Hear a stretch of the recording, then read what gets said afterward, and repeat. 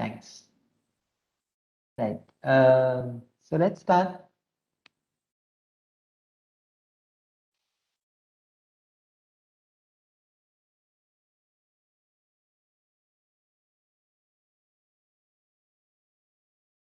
Yeah, the agenda for today is to cover polynomial regression, logistic regression, and then support vector missions.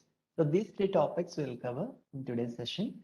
We'll start with polynomial regression. Yesterday we have discussed linear regression, right? Linear regression is to solve the regression problem. So we've discussed what is regression problem and what is the solution for the regression problem using the linear regression model. So if you observe linear regression, in the linear regression, we are assuming that the output is a linear combination of the input variables. So there is a linear relation exists between the output variable and the input variables. That's what the assumption is in case of linear regression. But this may not be true always. There may not exist a linear relation between the output and the input variables all the time. There may exist a nonlinear relationship between the output variable and the input variables. So how do we model that nonlinear relationship that is exists between the output variable or the target variable and the input variables or the features? Okay, so that we are going to see using the polynomial regression. So are you ready to explore this? Right, so shall we proceed? Right. Yeah. So this is the outline of this session. We're going to see the choice of features, how the choice of features determines this nonlinearity in the model, how it reduces the nonlinearity in the model. We're going to see. We also see polynomial regression related to it. We'll see the problem with this polynomial regression, that is overfitting. And then we'll see the solution for that, which is regularization. And using different regularization technique, we'll have a different regression models that are lasso regression, ridge regression, and elastic net regression. So we're going to see all of them. So let's start with choice of features. See? So how can we get different learning algorithms by choosing appropriate features? Okay, so I've told you that in case of linear regression, we assume that there is a linear relationship between the target variable and the input variables. So that's how we are modeling, right? The hypothesis is a linear function of the input variables, like line or a hyperplane. Okay, but polynomial regression is for nonlinear function, right? So let's take an example how the choice of features determines the nonlinearity of the model, right? So let's say that I have a house price prediction problem. House price prediction problem wherein I have two features: frontage of the house and depth of the house, right? So frontage is width of the plot alongside the road. Sir, sorry to Yeah. disturb you. Screen is not visible. Oh my God. Thanks Yeah. that you have told me. Thank you very much.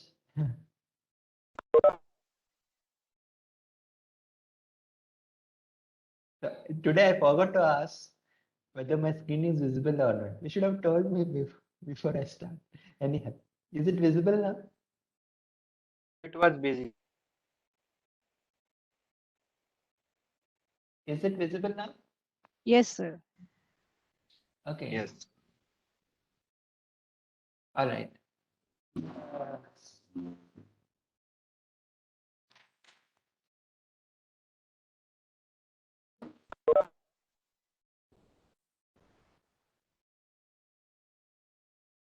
so yeah.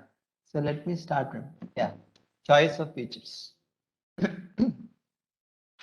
So if you take two features, frontage and depth, frontage is the width of the plot alongside the road, and depth is the depth away from the road. So don't have to use these two features. You need not restrict yourself to just these two features. Instead, you can create new features.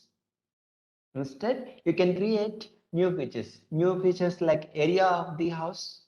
By multiplying frontage and the depth, you can get a new feature, and this new feature can be a better indicator than the existing features. Like in this case, area may be a better indicator. So often by defining new features, you may get a better model, right? So let us see the polynomial regression model.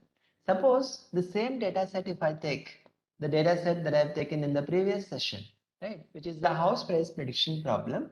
If I fit a linear regression model to this, then how it looks like, the model is looking like a straight line, isn't it?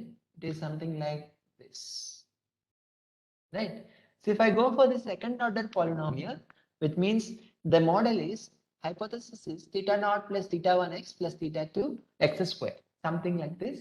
And the hypothesis visually looking is graphically looking like this blue line in the figure, the blue one, right? The problem with this second order polynomial for this particular case is, if you observe, as you increase the size of the house, the price of the house is decreasing after some point of time. So it may not be a better model for this particular thing, right? If you go for the third order polynomial, maybe this is a better model for this particular problem, right? So because as you can see, the green curve, as the size of the size of the house is increasing, the price is also increasing, right? So how do we fit this model to the data is the question now.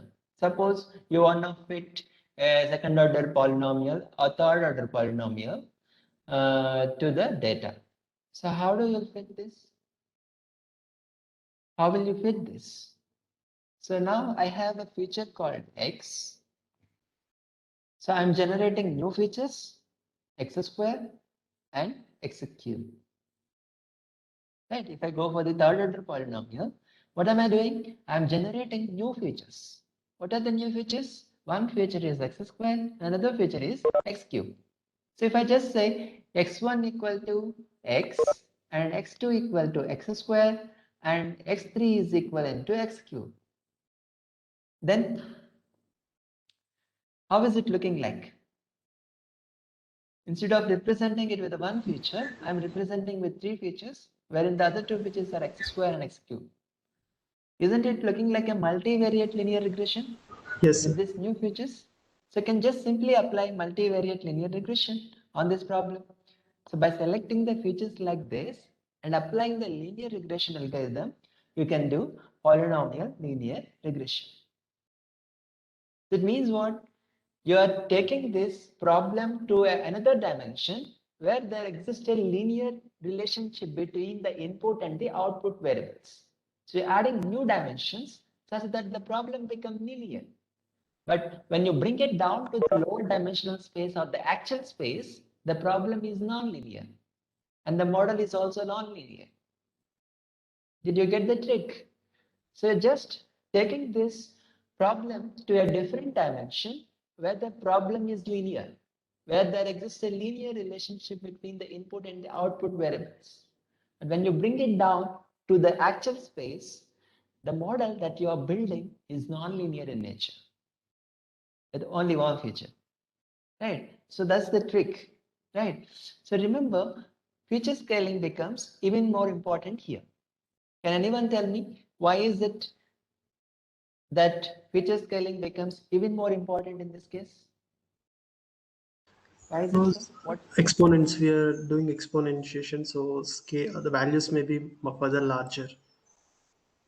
Yeah. The way, Yeah, because you're adding new features, and surely you know that there is a range difference between the features. Because if x is 100, x square will be 10,000, right? X cube will be, I don't know how many zeros, 1 lakh probably, more than that, 10 lakh, isn't it? So there is a huge range difference between the features. So the range difference is obvious because you're taking you're adding new features as a degree of the original features. You're taking x square, x cube, x power 4, and so on. So that is why feature scaling becomes even more important here. So these are the conventional features, x square, x cube, and so on like that. So instead of conventional polynomial features, you can also try features like cubic root, square root, etc. And there are lots of features. We'll later look at developing an algorithm to choose the best features by using the feature selection methods or dimensionality reduction techniques. All right. So now, none of you have asked this doubt. I'm raising it, so therefore I'm raising this doubt. This is with one feature, isn't it? X is one feature. What if I have multiple features like x1 and x2? Suppose if I have features like x1, x2, and x3. So what are the features that we're going to generate in the second order polynomial? We're going to generate x1 square, x2 square, x3 square, x1, x2, x1, x3, x2, x3. All possible second degree polynomials we're going to generate. Similarly, if you go to third order polynomial, third degree, degree 3, then we're going to generate all degree 3 polynomials. All right. So that is how you can generate new features and apply linear regression model, and it becomes polynomial regression. Very simple, right? Very simple way of extending it from linear regression to linear regression to polynomial regression. So there's a question here. Is it computationally very intense? Yeah, when you have number of features are very high. Like for example, some number of features, thousands or 10,000, something like that. So generating features with a higher degree polynomials will be somewhat time intensive operation, and adding more number of features also increases the computational complexity of the algorithm, because the number of dimensions is also contributing to this complexity of the algorithm.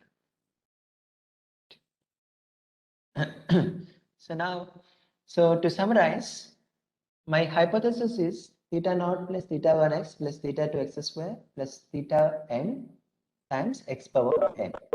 So what n should we choose is determined by model selection, and that determines the model selection.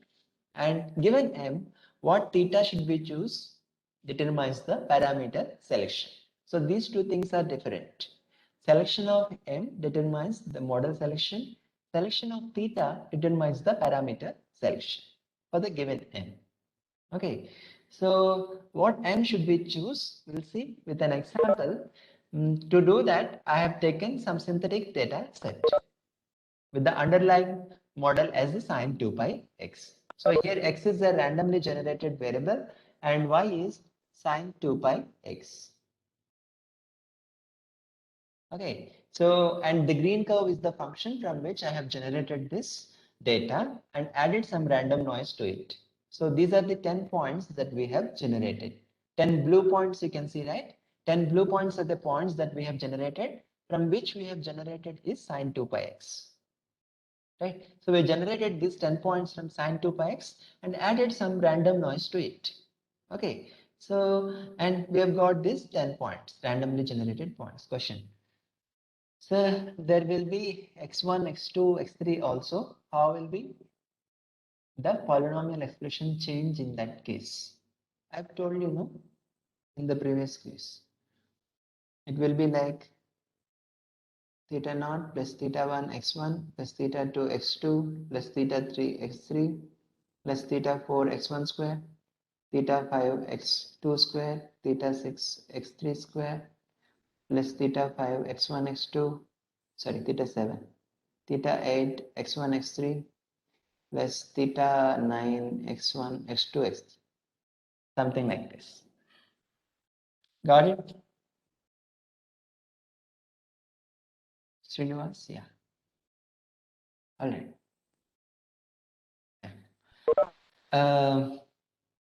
So, all right. So, have you got this data? Have you understood this data? How did we generate? So, this is the random variable that we are selecting, x, and y is the sine 2 pi x, right? And this is the green curve, from which the green curve is the one from which we have generated this data.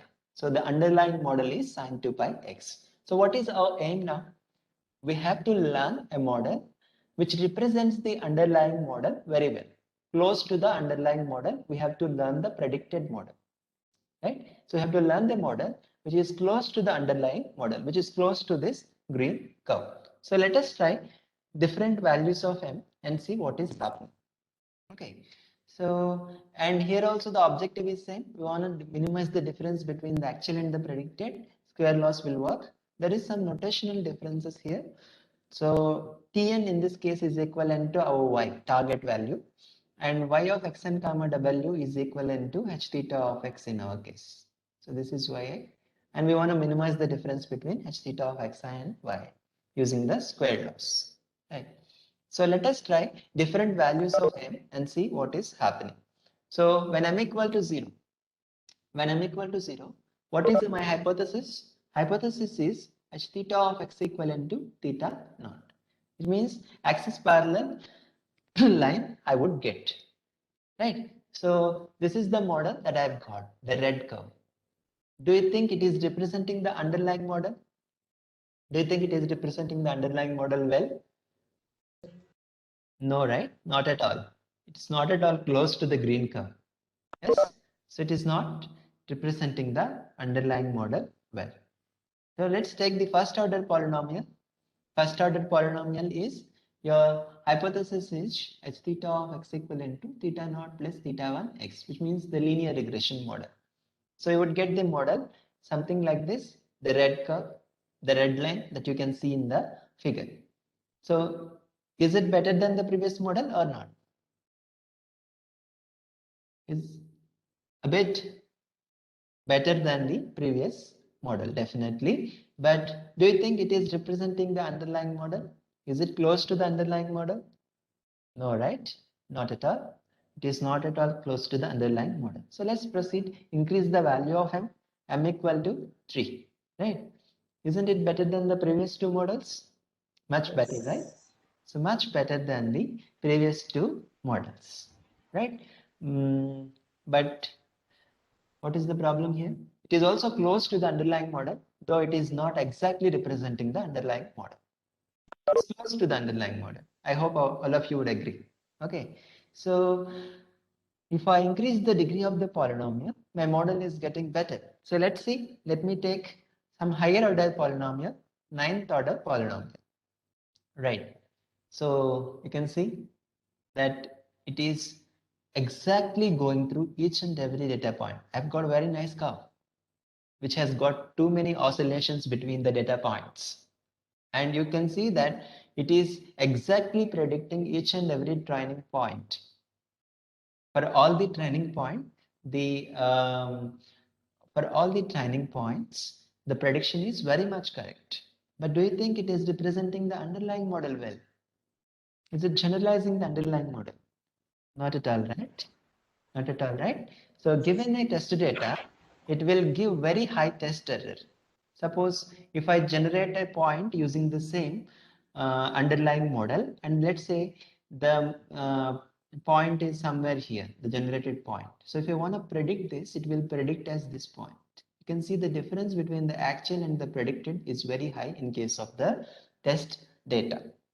So what is happening here? This we call as a overfitting problem.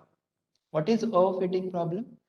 Performing so well on the training data, but very poorly on the test data. It means the model is not generalizing the underlying model, right?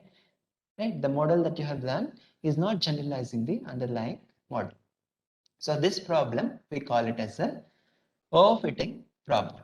So there is a lot of variance is induced into the model in a process of fitting very well to the training data.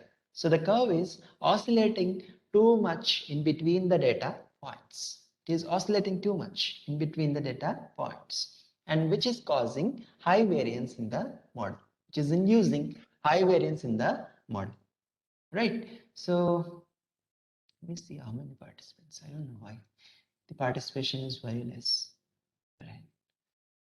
Right. Give me a second, please.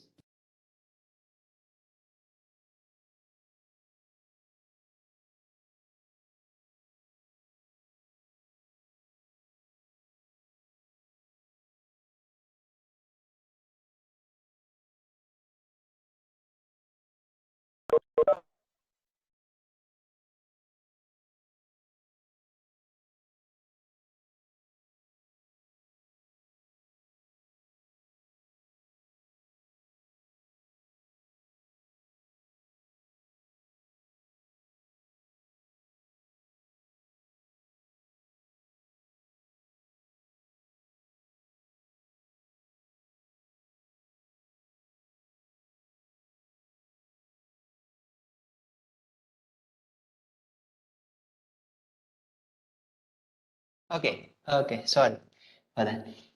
Right, so this model is overfitting to the data. Okay, so there is a problem. How to solve the problem of overfitting? Let's see the different possible ways. Okay, so let us try to understand what is overfitting problem. So if you see this, when m equal to 0, both the training and testing error are high. Isn't it? Both the testing and training errors are high. So error is more with respect to the training data and with respect to test data also. Okay, so this we call it as a underfitting problem. Model is underfitting to the data. Both the training and testing errors are high. So as you increase the value of m, both the training and testing errors are gradually reducing, though there is not much change from 3 to 8, but at 9, if you see, there is a drastic change. The training error is becoming 0 and the testing error is very high, close to 1, 90% of errors. Right? So this situation, we call it as a overfitting, where the model performs very well on the training data but fails on the test data. So this situation, we call it as overfitting. Okay, so let us see how the data size influences this overfitting problem. So I've not changed anything in the model. My model is still 9th order polynomial. I've not changed anything in the model. I've just increased the number of data points from 10 to 15. I've just increased the number of data points from 10 to 15. So isn't it better than the previous model? The model that we have got here is better, right? It's not that overfitting to the data, isn't it? There is not that much variance in the data. Agree? Do you all agree with me with this point? Isn't it better than the previous one? Yes, right. Yeah. So let me increase the number of data points more. So if I increase the data set size to 100, you can see it is almost close to the actual underlying model. So the red one that you have got is very much close to the underlying model. So increasing the size of the data set elevates the overfitting problem. Elevates the overfitting problem. Because as there are more number of instances, all the instances cost will be considered, and your objective is to minimize the overall cost, right? So when there is a dense spread of the points, there is no way that you will move away like going like this, and there is a dense spread, because if you go like that, what would happen? There would be a penalty with respect to all these points, isn't it? Agree? So that is why increasing the size of the data set elevates the overfitting problem. Okay, but if you see this, the size of the data set may not be in our hand always. In this case, because we know the underlying model, we can generate as many number of points as we want. But in real-time data sets, we do not know what is the underlying model from which the data has been generated. We have no idea about the underlying model. So if we have no idea about the underlying model, how would we generate? It's not possible, right? So this cannot be a generalized solution for the overfitting problem. This cannot be a generalized solution for the overfitting problem. So what is the problem? What is the generalized solution? Let us try to understand. Let us try to understand the root cause for this. First of all, why the overfitting is happening. Then we'll try to find out the solution for that. Okay, so if I observe the parameter values, here W0 to W9 are theta 0 to theta 9 in our notation. Right. So if you observe the parameter, yeah, ma'am. So if I'm working on this biological data set, it's difficult to make like get more samples. In that case, what to do, sir? How to avoid overfitting them? It's very difficult to generate more samples. Yeah, I'm discussing that, ma'am. I'm discussing Oh. this. Yeah. So if you see this, parameters of the individual models that we have learned, if you see that parameters are in the range of very small range when m equal to 0. And for m equal to 1 also, the parameters are also parameters in the smaller range. M equal to 3 also reasonably in the smaller range. But when m equal to 9, you see there is a lot of range difference in the parameters. And the parameters are in the huge range. So they are growing very big. The parameters are going very big. So what is happening here? In the process of fitting very well to the training data, you are not controlling, you're not putting any control on the parameters. You are allowing them to grow as big as they can grow. You're not putting any control on them. So as a result, what is happening? They're growing as big as they can grow. As a result, the lot of variance is induced into the model. As there is a lot of variance is induced into the model, the problem of overfitting is coming into the picture. So what is the root cause? The root cause is allowing the parameters to grow very big. So if you have some control on these parameters, they will not grow too big. As a result, your model will not have that much variance. And as a result, overfitting problem will be controlled. Right. So what is the solution? Can anyone tell me? So what is the solution? Constraint on the weights parameters. So Keep we should have some constraint on the weights, right? So the idea is penalize high weights that contribute to high variance and sensitivity to the outliers. Okay, so that job is done using the regularization term. So we're adding an additional term, which is the regularization term, regularizing the weights or the theta values by adding them to the cost function. Because our objective is to minimize the cost function. If we add them also to the cost function, automatically thetas will be, because we want to minimize this cost one, theta will not grow too big. Right, and this is the lambda that controls the weightage that we give to this part of the cost function. Right, so we are penalizing the large coefficient values. We are penalizing the high weights that contribute to high variance. So this we call as the L norm. When L equal to 1, we call it as a L1 norm. When L equal to 2, we call it as a L2 norm, and so on. Right, so if when L equal to 1, we have some kind of regression. When L equal to 2, we have different kind of regression. We'll see all that with example. Right. So lesser regression uses L1 norm. L1 norm on the theta values. It means it applies absolute value of theta 1 plus absolute value of theta 2 plus so on absolute value of theta n is the number of features, so theta n. Right, and graphically this is how you can visualize this. So this part you have already seen, the contour graph you have already seen, and our objective is to reach this point. So according to this objective, our objective is to reach to this point. But we have got an additional term here now. We want to minimize the theta values also.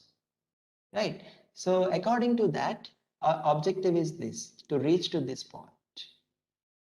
Okay, so both of them are not same. Their objective is different. So what we have to do? We have to identify the intersecting point where the two objectives meet. So it means that we are interested in this point. So according to this new objective, we are interested to go to this point. Right. So another point that I would like to stress here.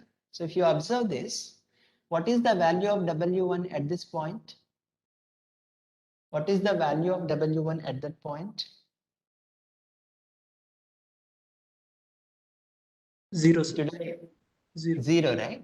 0. So value of W1 or theta 1 is equivalent to 0. Theta 1 equivalent to W1. It means what? The corresponding feature x1 multiplied by theta 1, you are not considering at all. Means x1 you are not considering at all. So it means that this lasso regression automatically selecting the important features, the features that contribute to the prediction, and ignores the features that doesn't contribute to the prediction. Like for example, if what would be the marks that the student will get? Does the student ID helps in predicting the marks of the student? Not at all, right? So this is not at all an important feature. So it automatically ignores those kind of features, right? And select the only important features. So this is one of the feature selection technique, embedded feature selection technique we call this, right? Another one is ridge regression, where it uses the L2 norm. So using L2 norm, it is something like theta 1 square root of theta 1 square plus theta 2 square plus so on theta d square. Where d is the number of features, right? So according to this, circle is the diagram that graph that represents this condition. And objective is to reach here, and according to this, the objective is to reach here. So the intersecting point is here. And elastic norm uses both L1 and L2 norm with some proportionate weightage, lambda 1 and lambda 2. And you can visualize it something like this green curve, which is in between this diamond and circle. Okay, so you can use different kinds of regularization. When L equal to 4, the curves graph looks something like this. When L equal to 2, this we have already seen, ridge regression. L equal to 1, lasso regression. L equal to 0.5, it looks something like this. L equal to 0.1, it looks something like this. So in general, if you generalize this, so pth root of this theta values, pth norm of this theta values is equivalent to pth root of theta 1 power p plus theta 2 power p plus theta 3 power p plus so on. Right. So let us see the effect of this regularization term on the example that we have taken. So here, if you observe, I am not increasing the number of data points. The number of data points is 10. It is 9th order polynomial only I am taking, right? Right. So with L2 norm and 9th order polynomial, so you can see when lambda equal to 0, it means that you are giving very much high importance to the regularization part.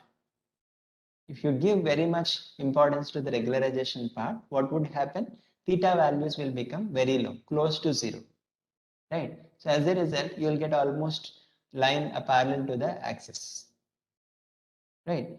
And this is a case where you give appropriate weightage to the regularization term. You can see with 10 points, 9th order polynomial, the curve is close to the existing model. You can see that there is no overfitting problem here, unlike earlier, because you are regularizing these weights. Right. So when lambda equal to minus infinity, it means that no weightage to the regularization term, it is overfitting. When lambda equal to 0, it means very high importance to the regularization term, it is underfitting. If you give appropriate weightage to the regularization term, it is correctly fitting to the data. Okay. So this is underfitting, where you give very high importance to the regularization term. This is overfitting, where you give no importance to the regularization term. In between, it is correctly fitting. Right? So that's all. If you have any query, I'll take. Otherwise, we'll quickly move to logistic regression and then implementation part. Any query here? Have you followed this? Followed or not? Excuse me, sir. If we have polynomial regression with exponents like x square and x cube, we are substituting with linear terms like x1 and x2, means in higher dimension. So in that case, is that done as part of pre-processing or as part of main learning, sir? In the like Sorry? x1. Sorry, I didn't get last sentence. Please repeat your question. Is it suppose x1 is equal to x2 square and x2 is equal to x3 square? We are substituting the lower level exponents to higher dimensions. So is that done in as part of pre-processing or as part of main learnings? It's part of pre-processing. The future generation is pre-processing. We'll see that also. Yes, thank you. In the Sir. implementation part, we'll see. Yeah. Any other query?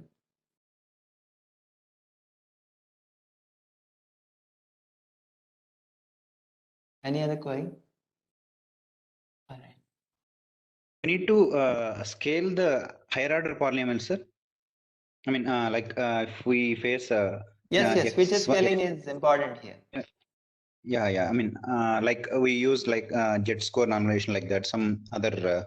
Yes. Yeah, techniques are important too. Yeah, fine. Thank you. So when you are actually calling the linear regression model, you need to set normalized equivalent to true. I mean, if you don't want to implement it explicitly, if you want to use libraries, you have to set normalized equivalent to true when you're calling linear regression model. Yes. Right. So no queries. We'll go to the we'll finish the logistic regression and come back to the implementation part of both polynomial regression and logistic regression at a time.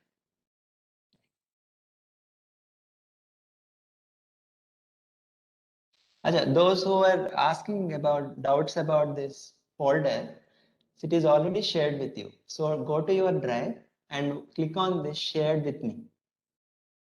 Okay, so then you will see this folder MLDSP July 19 to 28. Okay, so in that we are sharing all the material. We are sharing video links in this folder, in this file, in this document. So if you open this, you can see the video links day by day. So after this session, after the video link has been generated, we'll share this.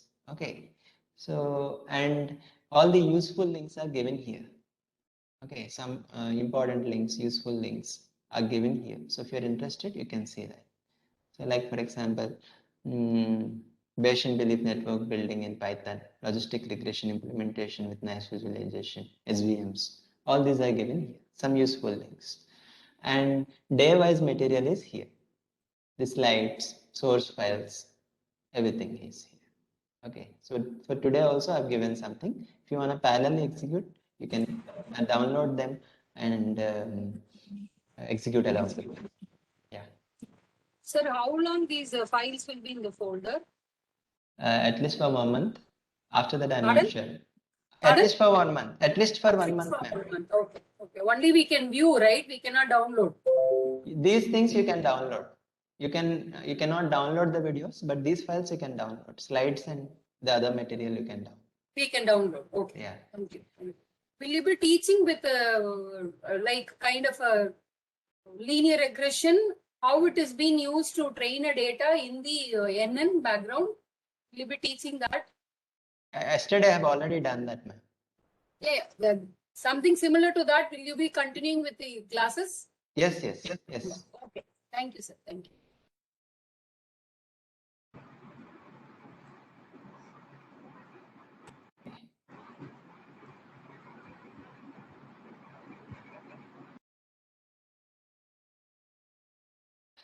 Okay. Yeah.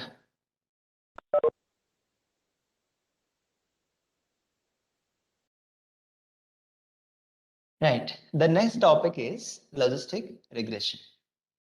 So from the name, it may be misleading that this is the solution for the regression problem, but it is actually not. It is the solution for the classification problem. Okay, but why is it called as a logistic regression? You'll understand it in the coming slides. Right. So the logistic regression is for the classification problem. So what is classification problem? We'll see, and logistic regression for the classification problem we'll see. Intuition behind the objective function of the logistic regression also we'll see, and we'll see the gradient descent corresponding to that, and extending the logistic regression to multi-class classification problem. Okay, so what is classification problem? So this is the problem formulation. We have given a training set of ways, x1, y1, x2, y2, so on, xn, yn, where xi is the feature vector and yi is a discrete target variable. So underline that discrete word because it is a classification problem. Here, yi, the target variable that you are interested to predict, is not a continuous value. It is a discrete value. It belongs to one of the limited set of classes. So the task is to predict for the class label for the new instance. Okay, so the problem is very simple. We have given the information about the m instances, the class labels of the m instances and the corresponding features, and we have to predict the class label for the new instance given its features. Right, so the problem is very simple. So let us see how to solve it. Now the question is, can we apply linear regression model to this? Can we apply linear regression model to this? So let us see whether we can apply or not. Let's take a very simple problem where I want to determine whether a person buys computer or not. And the feature I have in hand is age of the person. Okay, and I have data something like this. So buys computer is equivalent to S means 1, buys computer equivalent to no means it is 0. And this is the age, 15, some 20, 25, 30, 35, 40, something like this. Okay, and I have data something like this.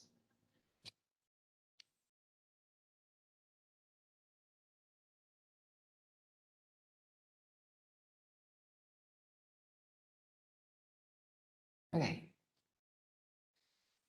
All right, so if is the data, and if I try to fit a regression line, linear regression, let's say, right? So if I fit a linear regression line to this, so how would it fit? It will fit something like this, right? Isn't it? Because it is just want to minimize the difference between the actual and the predicted, right? It will fit something like this. Okay. So what is this? What is the interpretation of this? And it can predict any value, not necessarily 0 and 1. It can predict 0.3, it can predict 1.5, or it can predict 100 going above the line, or it can predict minus 100 or minus 10. Any value in the range of minus infinity to infinity is possible. So how do you interpret this data? Suppose if I give a new person whose age is 45. Okay, so what is that? It is predicting as some minus 1, let's say. Okay, so what is the thing that you're giving as outcome? The number of computers, sorry, the bias computer equivalent to minus 1. Bias computer equivalent to minus 1. So is it making any sense if you predict it as a minus 1? Okay, all right. So anything less than 0, you can round it up to 0. Anything greater than 1, you can round it to 1. Anything 0.5, you can round it to 1. Anything less than 0.5 to 0. So this you can do. But can we have a better interpretation? Can we have a better interpretation? Okay, so from that idea, this logistic regression came. So it represents the hypothesis as a probability of a class. With what probability this instance belongs to a particular class. Okay, so instead it tries to interpret the data. Before that, let me tell you another problem with this linear regression, applying linear regression to this classification problem. Suppose if I have a data something like this. Sorry. Actually, today not many people are active. What is the reason? Are you following me? I got doubt now. Following me? Any problem with this? Yeah, yeah, good. If you follow it is good. But please make this section more interactive so that I'll also be very active. Okay, so let's say that data is something like this. So this is one class and this is another class where there is a class imbalance problem is there. Right, very few instances from the other class. Right, so if you try to fit a linear regression model to this, what would happen? Where you will fit a line to this data, where you will fit a line to this data, give me a second. Okay, where you will fit a line will be something like this, because many instances are here, it will be biased to one particular class. So any instance that you give, it will be predicting it as class 2, but not class 1. Right. So this is the another problem with this, if there is a class imbalance. Right. So now logistic regression solves all these problems.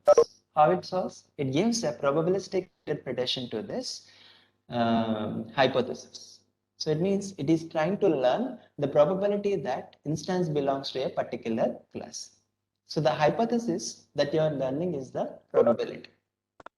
Okay, so it learns a separator such that if the point is close to the separator, then you are not that confident about this point.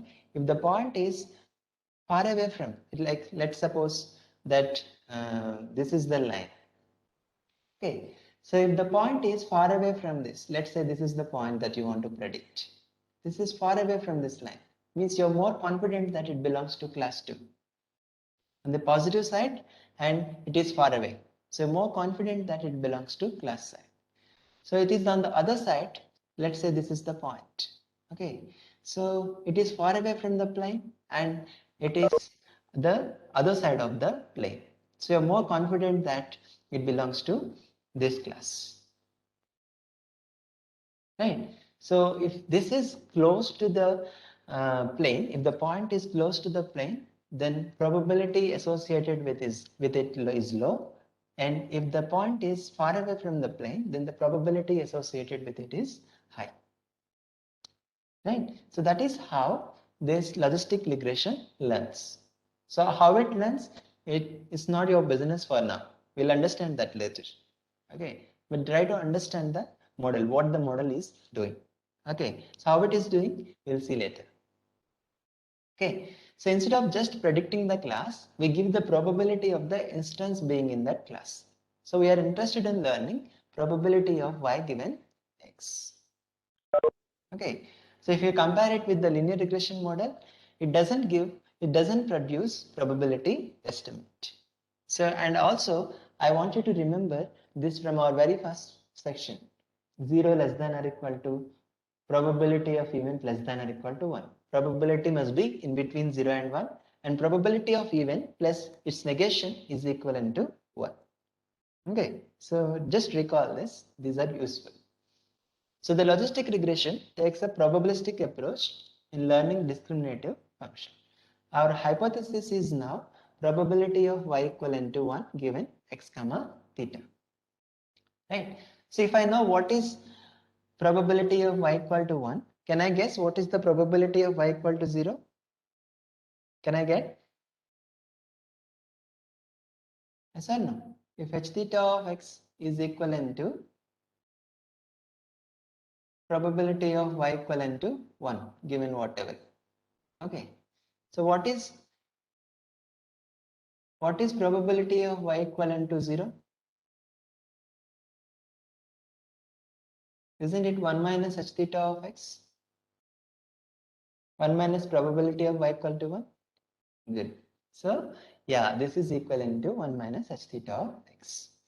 And our hypothesis here is z of theta transpose x.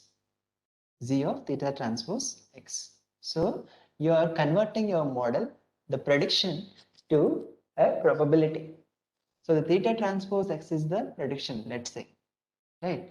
So let's say that this is the line which gives the prediction model. Suppose when you give a new instance, it is predicting it is somewhere here. Okay, on the other side, right? So it is converting this to a probability. If it is far away, then higher probability. If it is close, then lower probability. So how is it doing? Let us try to understand that.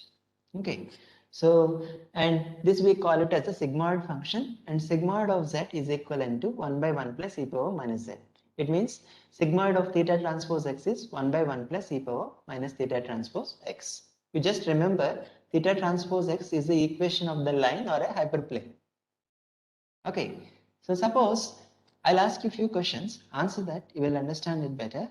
Suppose if theta transpose x equivalent to 0, which means the point is on the line, theta transpose x equivalent to 0, which means the point is on the line. Okay, then what would be the value of h theta of x? Theta transpose x equivalent to 0. It means 1 by 1 plus e power 0, which is equivalent to 1 by 2, and this is equivalent to 0.5. Correct? It means probability of y equal to 1 is 0.5. Probability of y equal to 0 is also 0.5. It means you are not sure about it, to which class it belongs to, because it is exactly on the line. Right? Suppose I'll ask you another question. Suppose if theta transpose x is some, let's say some 10, plus 10. Theta transpose x is some plus 10. I'm just giving some very big number just to make you realize. So if theta transpose x is 10, then what would be the value of this? 1 by 1 plus 2.71 power minus 10. So this is equivalent to 1 by 1 plus, this is almost close to 0. So therefore this is equivalent to 1. Your h theta of x equivalent to 1. It means what? What is the probability of y equivalent to 1? What is the probability of y equivalent to 1? 1. 1. Right. What is the probability of y equivalent to 0? 0. 0. It means that you are more confident that this instance belongs to class 1 if it is a large positive number. Let's say if theta transpose x is minus 10, theta transpose is minus 10, then what would be the value of this? This would be equivalent to 1 by 1 plus 2.71 power minus of minus 10, which is 10. And this is equivalent to 1 by almost very big number, that's infinitive, and this is equivalent to 0. So what is the probability of y equal to 1 here? 0, near to 0. 0. And probability of y equal to 0 is 1. 1. It means that you are more confident that, good, I'm happy that many of you are replying, means you're following. Thank you very much. So it means that if this h theta of x is close to 1, when theta transpose x is a big positive number, and if theta transpose x is a big negative number, then h theta of x is close to 0. It means the probability of y equal to 0 is close to 1. Okay, so this is the line which separates when theta transpose x is 0, then the probability is 0.5, and as you increase the theta transpose x on the positive side, your probability will change something like this, and it approaches to close to 1 as theta transpose x becomes a big number, big positive number. And when theta transpose x is a very big negative number, then this z of z will approach close to 0. Right? So our hypothesis is estimating the probability of y equivalent to 1. So let's take a simple example, cancer diagnosis from a tumor size. So the feature is tumor size, and suppose if suppose h theta of x is 0.7, what is that it means? You're telling a patient that 70% chance of tumor being malignant and 30% chance of tumor being benign. Right. Suppose if h theta of x equivalent to 0.9, what is that it means? 90% chance of tumor being malignant and 10% chance of tumor being benign. Right, because probability of y equal to 0 is 1 minus probability of y equivalent to 1. Right. So this is another interpretation of this same problem. So if you don't understand this, please don't get panic. Okay, I'm just explaining you because this has got a beautiful theory behind it. Okay, so if you don't understand this, it's okay. Don't worry about it. I said that we are converting this line to a probability, isn't it? So that's what we have said, right? What is the value of this line? It can take any value between minus infinity to infinity, isn't it? It can take any value between minus infinity to infinity, right? So what is the range of probability? 0 to 1. Range of 0 to 1. Okay, so the characteristics of these two are not matching. So you cannot take this line as a probability directly. This can take any value between minus infinity to infinity, whereas the probability is in between 0 and 1. So here, the logistic regression assumes that log odds is a linear function of x. Okay, so what is odds? Let us try to understand that first. Then we'll see how these two are mapped together. So what is odds? You know what is probability, right? Probability is the probability of certain event, probability of the success, which we represent it as a P. Okay, so what is the probability that a dice equivalent to 6? If it is a fair dice, what is the probability? 1 by 6. 1 by 6. Okay, but if I ask you what is the odds of this dice equivalent to 6? So P equivalent to 1 by 6, odds equivalent to P by 1 minus P.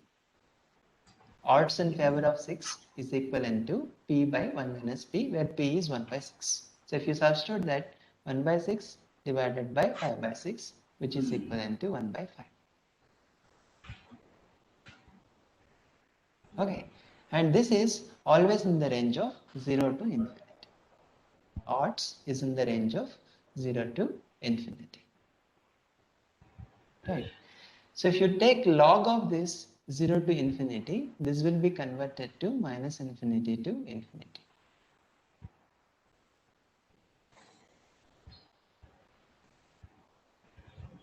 Right. So that's what it assumes. So if you see this log of this odds, this is in the range of minus infinity to infinity, and this is also in the range of minus infinity to infinity.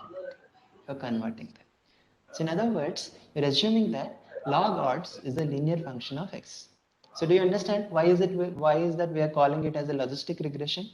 Because it is log of the regression. Logistic regression. Right?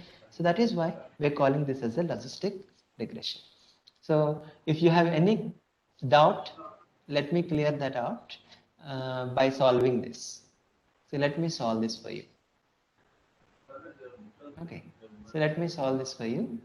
Let me call this P of y equivalent to 1 given x comma theta is P, just for simplicity. Okay, so what am I saying? Log of, so let me write it here. Okay, log of P by 1 minus P is equivalent to theta transpose x. So this is theta transpose x. Okay. So if I apply exponential on both the sides, what would happen? This would be equivalent to P by 1 minus P is equivalent to e power theta transpose x. Okay. So if I bring this other side, P equivalent to 1 minus P times e power theta transpose x. So if I expand this, P equivalent to e power theta transpose x minus p times e power theta transpose x. If I bring this side, this would be equivalent to p plus p times e power theta transpose x is equivalent to e power theta transpose x. If I take out the p common, p is equivalent to e power theta transpose x divided by 1 plus e power theta transpose x. And if you see this, this is equivalent to 1 divided by 1 by e power theta transpose x plus 1. If you divide everything by e power theta transpose x. So what is this? This is equivalent to 1 by 1 plus e power minus theta transpose x. Isn't it our objective? Sorry, hypothesis? Isn't it our hypothesis? Yes, Yeah. yes. So this is how we have got this hypothesis 1 by 1 plus e power minus theta transpose x, which is p. What is p? P is probability of y equivalent to 1. Probability of success. Probability of y equivalent to 1. Right? So if you don't understand this, it's okay. Don't worry about it. So just remember that our hypothesis is 1 by 1 plus e power minus theta transpose x. That's all. Right? And theta transpose x should be a large positive value for positive instances, and it should be a large negative value for negative instances. Right? Means that if your point is going away from the line, it means you're more confident about that point. If the point is close to the line, you're not that confident about that point.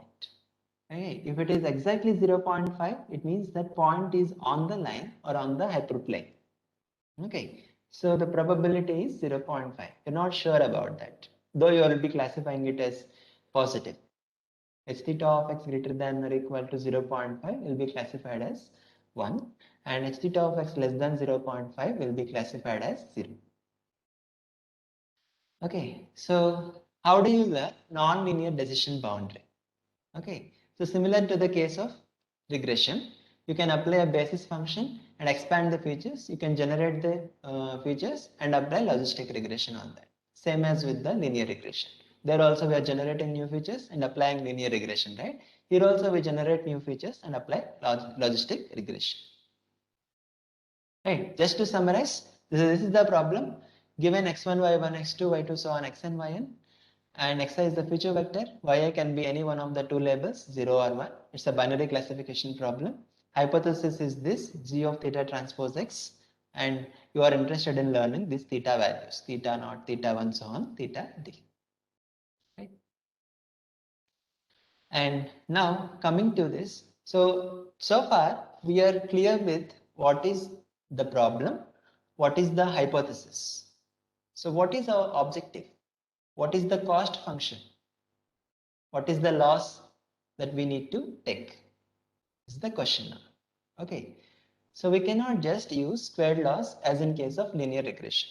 In linear regression, we are using this, right? H theta of xi minus yi whole square. We cannot use squared loss in case of logistic regression. The reason is our hypothesis is changing now. With this hypothesis, if you apply squared loss, it will result in non-convex optimization. Something like this, non-convex optimization.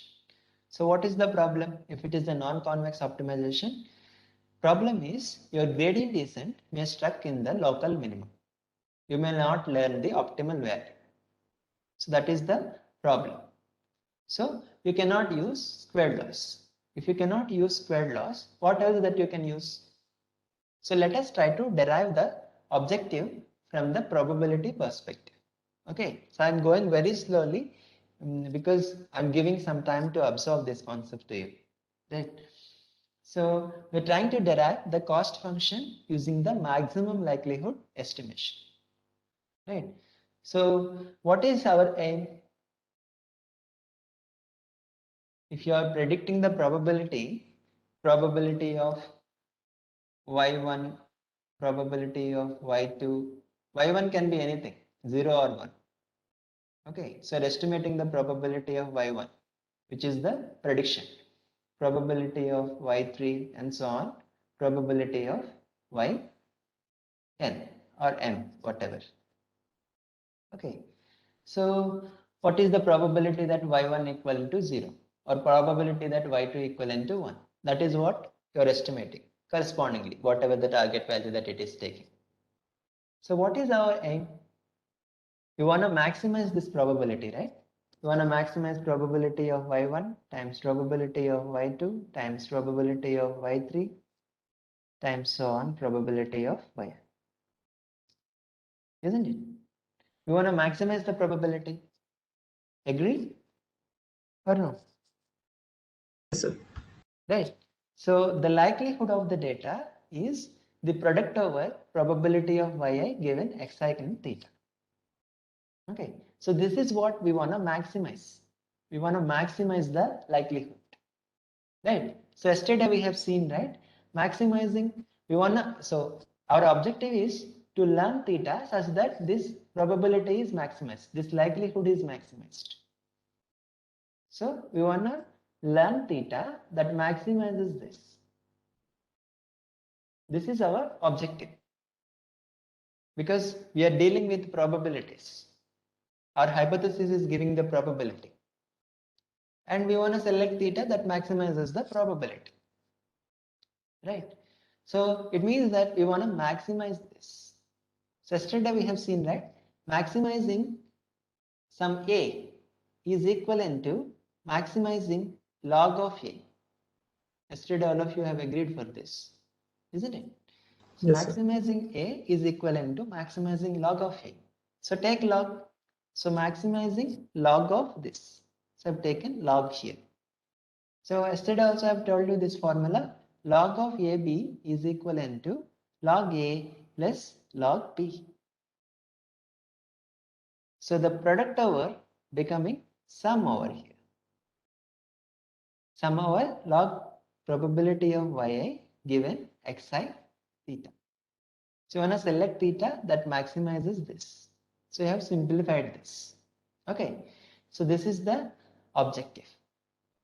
Arg max theta sum over equal to 1 to n log probability of yi xi theta. What are the possible values for yi? What are the possible values for yi? 0 0 and 1. 1. 0 and 1. Okay. So when I substitute y equal to 1, what would be this? Probability of log probability of yi equivalent to 1 given xi theta. Similarly, when I substitute 0, this would be equivalent to probability of y equivalent to 0 given xn theta. Okay, so can I write this as this by expanding this?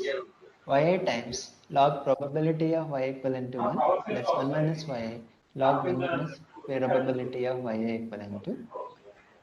Okay, so now please little patient because otherwise you will not understand if you are irritated with the mathematics. Okay, so if your mind is rejecting the mathematics, hold on for 1 minute. say that please don't reject. Okay. Okay, so now take this, substitute yi equivalent to 1. What would you get? Tell me. Y equivalent to 1 in this equation and tell me what would you get. If yi equivalent to 1, P what of is y this part? 0. This part is 0. So what would you get? Log yi equivalent to 1 h theta. So this is what we have written earlier, right? So let's say that yi equivalent to 0. What would you get? So this part becomes 0 because yi is 0. Anything multiplied by 0 is 0. This part becomes 0 and this becomes 1, right? And log 1 minus, you are getting what? Log 1 minus probability of yi equivalent to 1. Isn't it equivalent to log probability of y equivalent to 0? Yes. Correct? Yes, yes. So both are same, right? This and this are same, Yes. right? So now the question you may be asking, why we have to represent it this way? Because we only know h theta of x. We don't know what is the probability. H theta of x is assumed to be probability of y equivalent to 1. Right. So now substitute h theta of x in place of yi equivalent to 1. So if you get, this is h theta of x and this is 1 minus h theta of x. So this is the formula that you want to maximize. So maximizing something is equivalent to minimizing minus of that. So take minus and minimize the problem. So logistic regression objective is minimizing this. So this is the objective. It's not a squared loss this time. This is a different loss. Okay, so this is our objective. All right. So our objective is clear, but the intuition behind objective is not clear. What is the intuition behind this? What should be the intuition behind any loss function or the cost function? Can anyone tell me? What is the intuition behind? What should be the intuition behind? Minimizing the error. So if the prediction is correct, then the loss should be 0. If the prediction is not correct, then you should add a more penalty to that. Correct? That's what the intuition, right? So if the predicted and the actual values are same, then the loss should be 0. If the prediction and actual values are different, then you should add some cost to the objective function. And your objective is to minimize that cost. Right? So let us try to understand whether this objective is meeting that intuition or not. Okay, so I've rewritten this as this cost. So the same thing I've rewritten. If I substitute y equal to 1, I would get minus log h theta of x. If I substitute y equal to 0, I would get minus log 1 minus h theta of x. Okay, so I've replaced this equation with cost of h theta of xi comma yi for all y equal to 1 to n. Right? So that is my objective. So this is the cost function, minus log h theta of x if y equal to 1 and minus log 1 minus h theta of x if y equivalent to 0. Okay, so now there is a question to you. Okay, so be alert.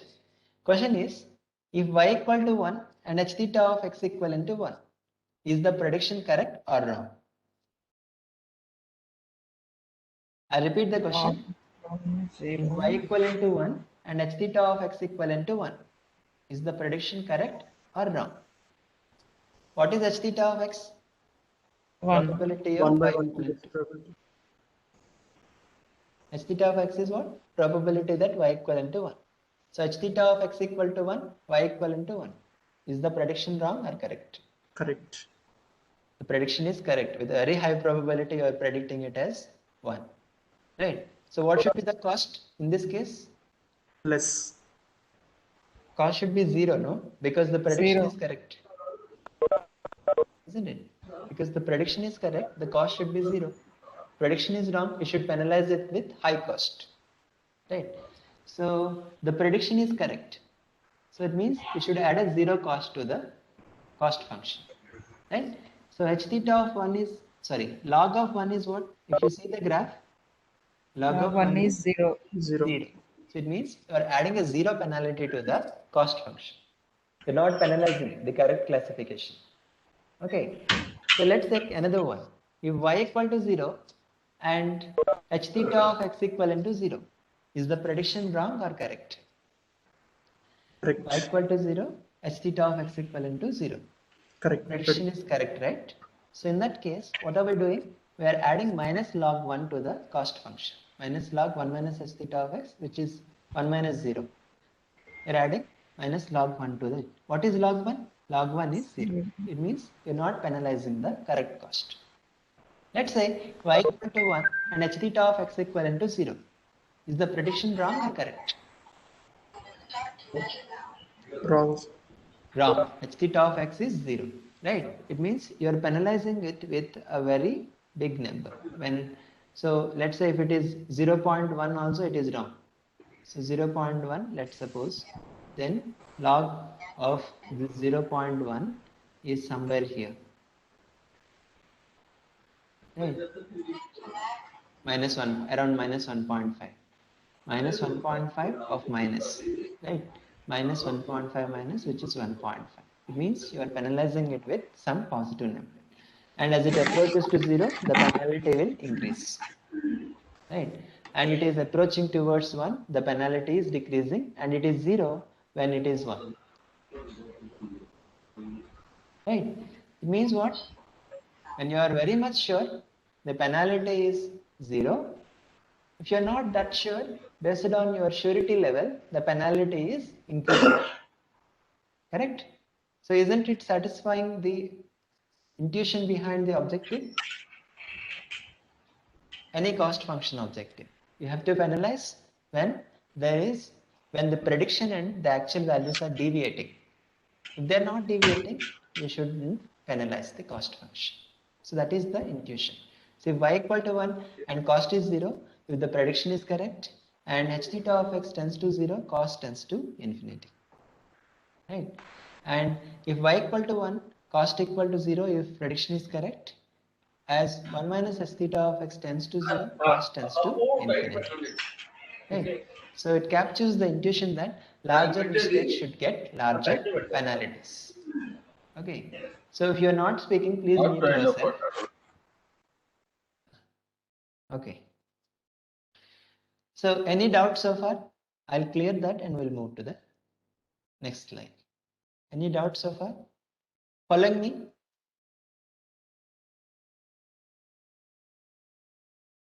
Yes. Okay. Okay. Thank you. Right.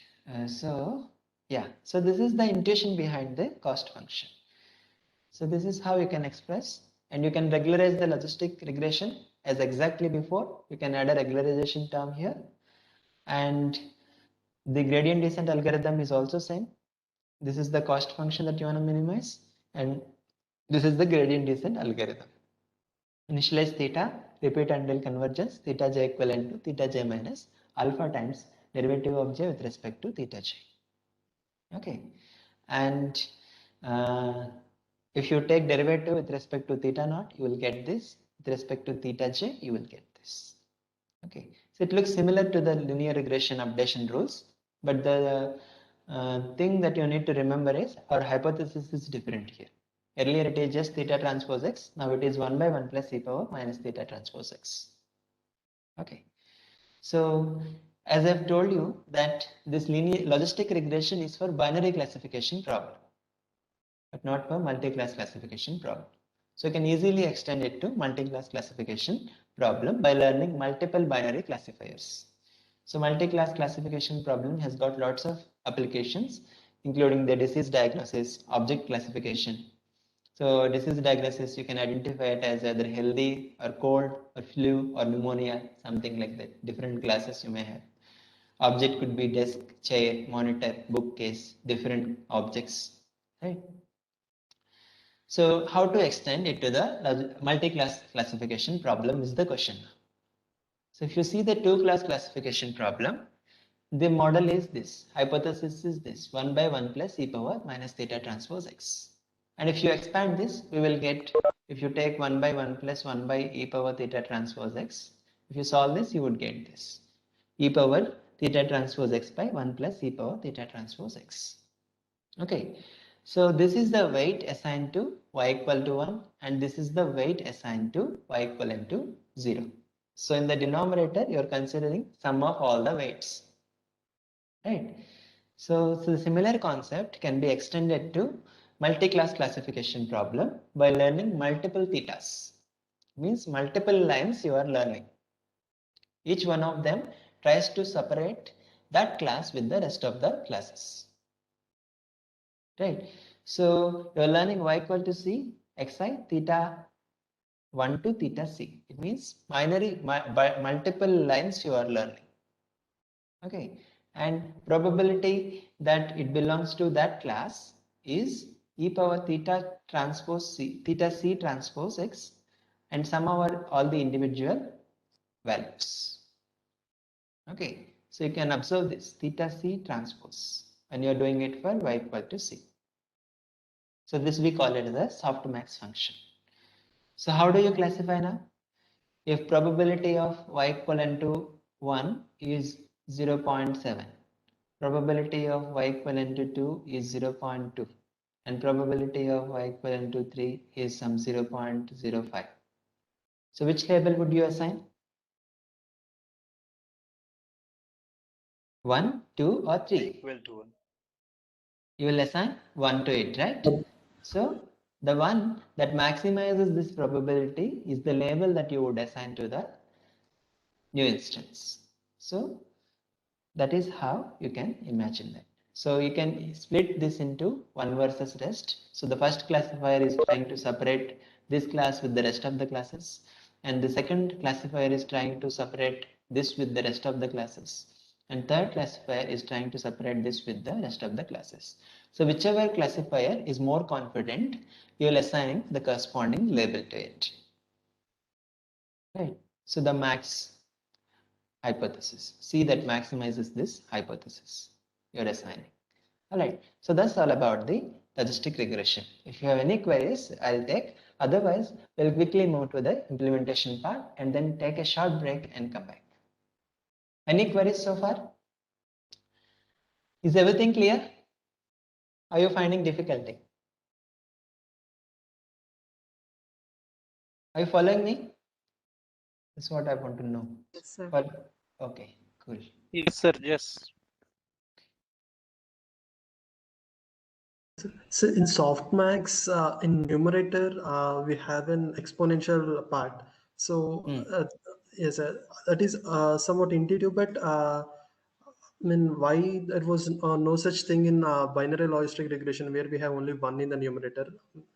We have, there also we have. Okay. EXP we have, no?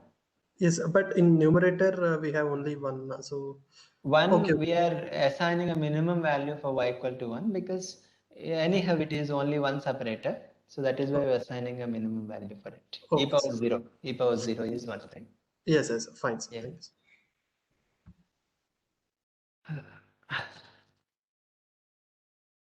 Any other query?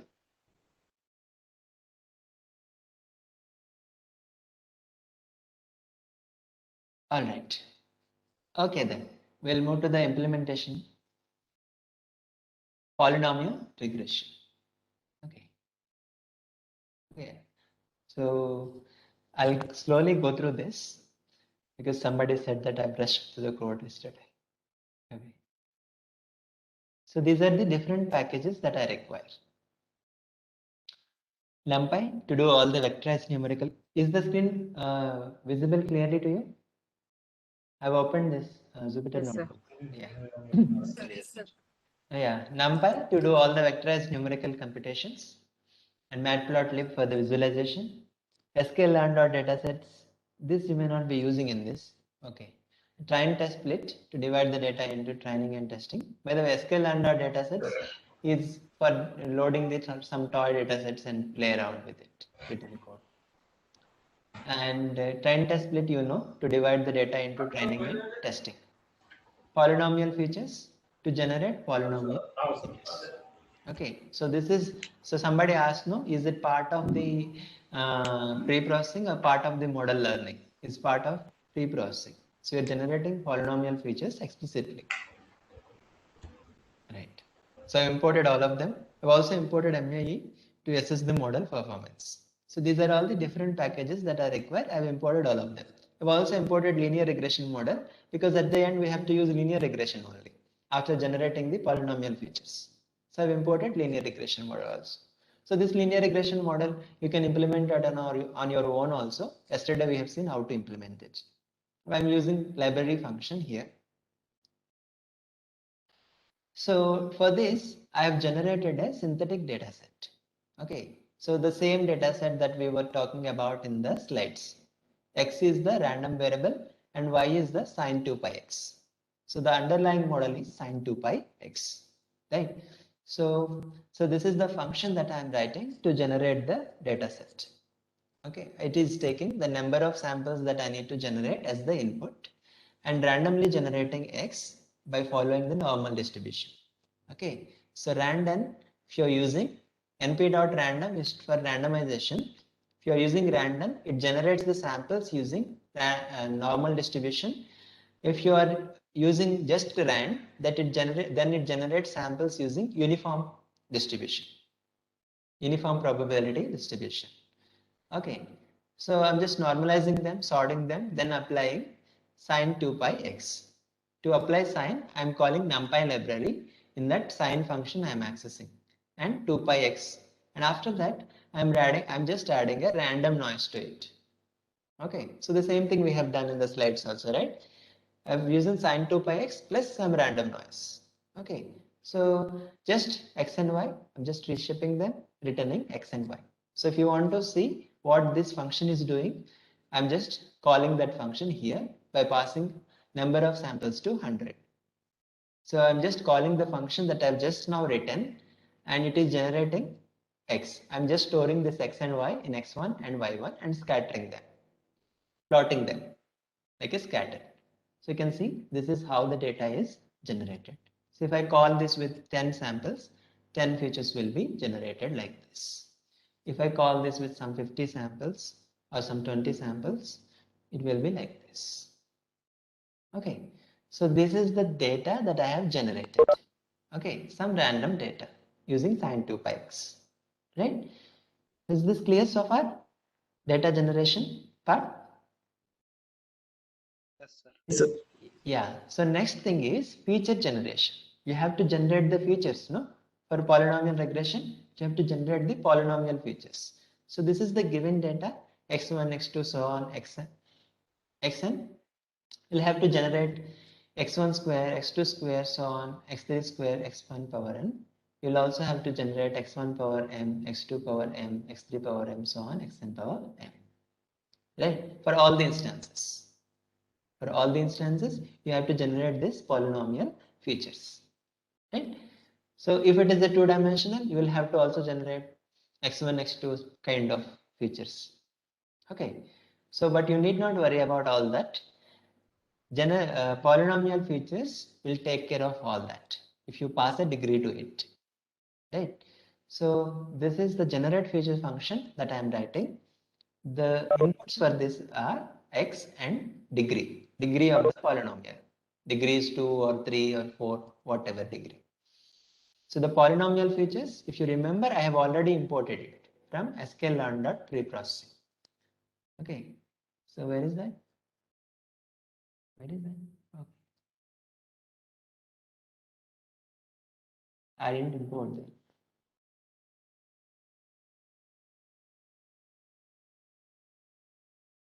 I think I have imported somewhere else.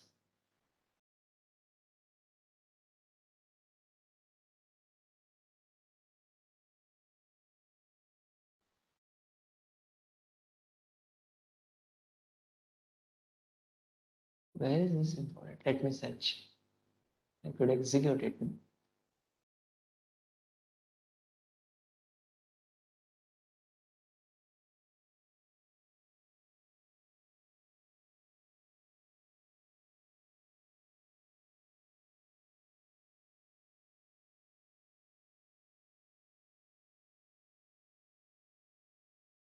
I don't know. So I didn't import it, but it is working. I got it. Earlier I have imported. Anyhow, I can import it from sklearn.preprocessing. Import polynomial features. Okay, so I can do this.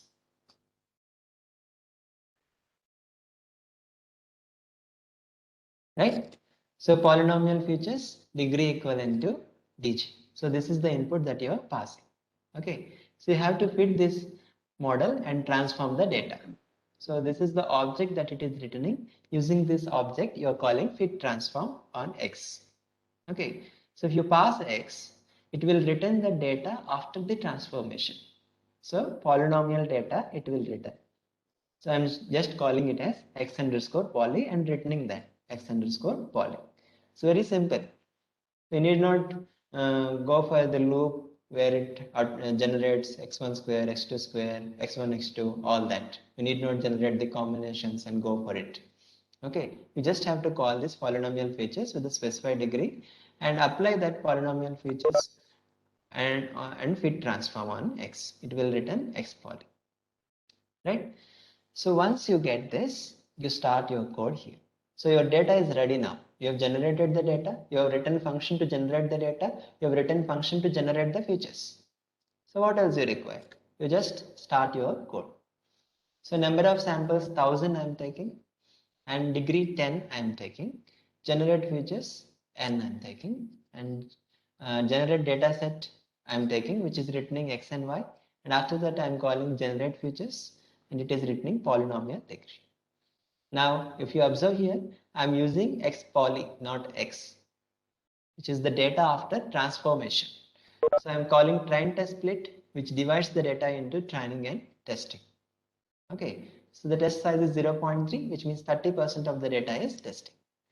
So it is returning x train, x test, y train, and y test, right? So once it is returning, what do I have to do? I have to call the linear regression model.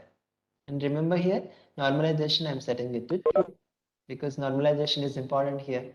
Even in the normal case, you can do normalization, no problem at all with that. So normalization I'm setting it to true here. So now I've got the model. So I fit the model to the training data by calling the fit function.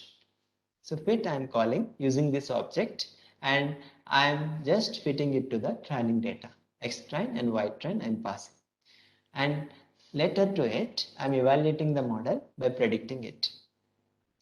I'm calling the predict function on the test data. Once I call this predict function on the test data, it predicts the corresponding Y labels. I'm calling this as Y prediction. So I know the ground truth, which is Y test. So this is our prediction, model prediction. So I want to see how different they are. So I'm calling MAE, mean absolute error, which I have imported already from sklearn.metrics. So I'm passing both the things to this, and it is returning MAE error to me. I'm just printing it. So MAE error is 0.002, right? So if you want to visualize this, so this is how you can, it is looking like. Okay, let me update. Okay, so did I execute this? No. So I have executed 23, 24. This I have executed. I didn't execute this. Okay. So this is how it is looking like. So let me change the number of samples and show it to you. Number of samples, where is that? Here. Let me just take 10 and degree is 10. You can see the model is overfitting, isn't it? With less number of samples. But if I increase the number of samples to, let's say 100 or 1000, you can see that model is not overfitting to this data. This we have observed in the slides also, right? So suppose if I keep the number of samples to 10 and degree to, let's say, some 1. See, this is the model, right? So suppose if I fix it to some 4.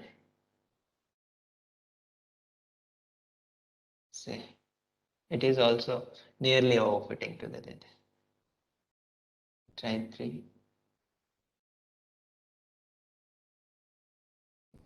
It's not that overfitting, but still it is overfitting to the data. Right? So you can observe like this, right? And you can play with it. I've already shared the code. So similarly, you can apply lasso regression, ridge regression, elastic net regression by calling lasso from sklearn.linear model. The procedure is same. Okay, so because already x train and y train is already there, I'm not dividing the data, I'm not doing all the pre-processing, I'm directly using that. So lasso alpha is that lambda in the slides. Alpha is lambda in our slides, weightage that you give to the regularization part. So lasso, then fit, then predict, then MAE. Similarly, you can also call ridge regression, call the function, fit the model to the training data, predict on the test data, and evaluate it. Similarly, elastic net, call the model by passing the required parameter, fit the model to the training data, predict the model on the test data, and print them here. So the errors are little high. You have to tune with these hyperparameters. and see how is it working. Right. All right, with different cases, you can observe that. You can play with it and do it. So this is about the polynomial regression. Any query, polynomial, lasso, ridge, and elastic net. Any query in this? Understood the code? Yes or no? Yes, sir. Yeah. We were playing with the degree.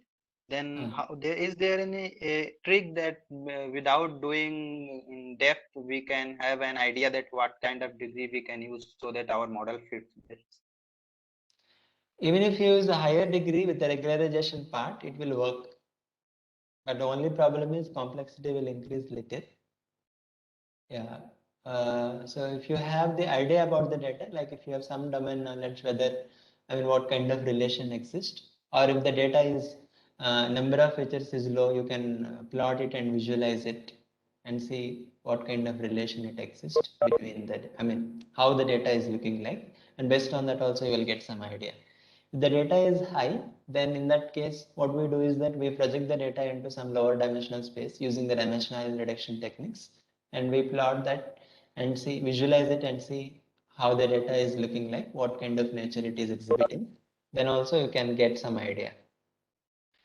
If you don't do any of these things, the brute force way of doing this is try with different degrees and see which is working. But in general, if you take the higher degrees, only thing is that it may increase the complexity a little, but with the regularization term and the higher degree, it will work. It will not over. Have you got it, sir? Yes.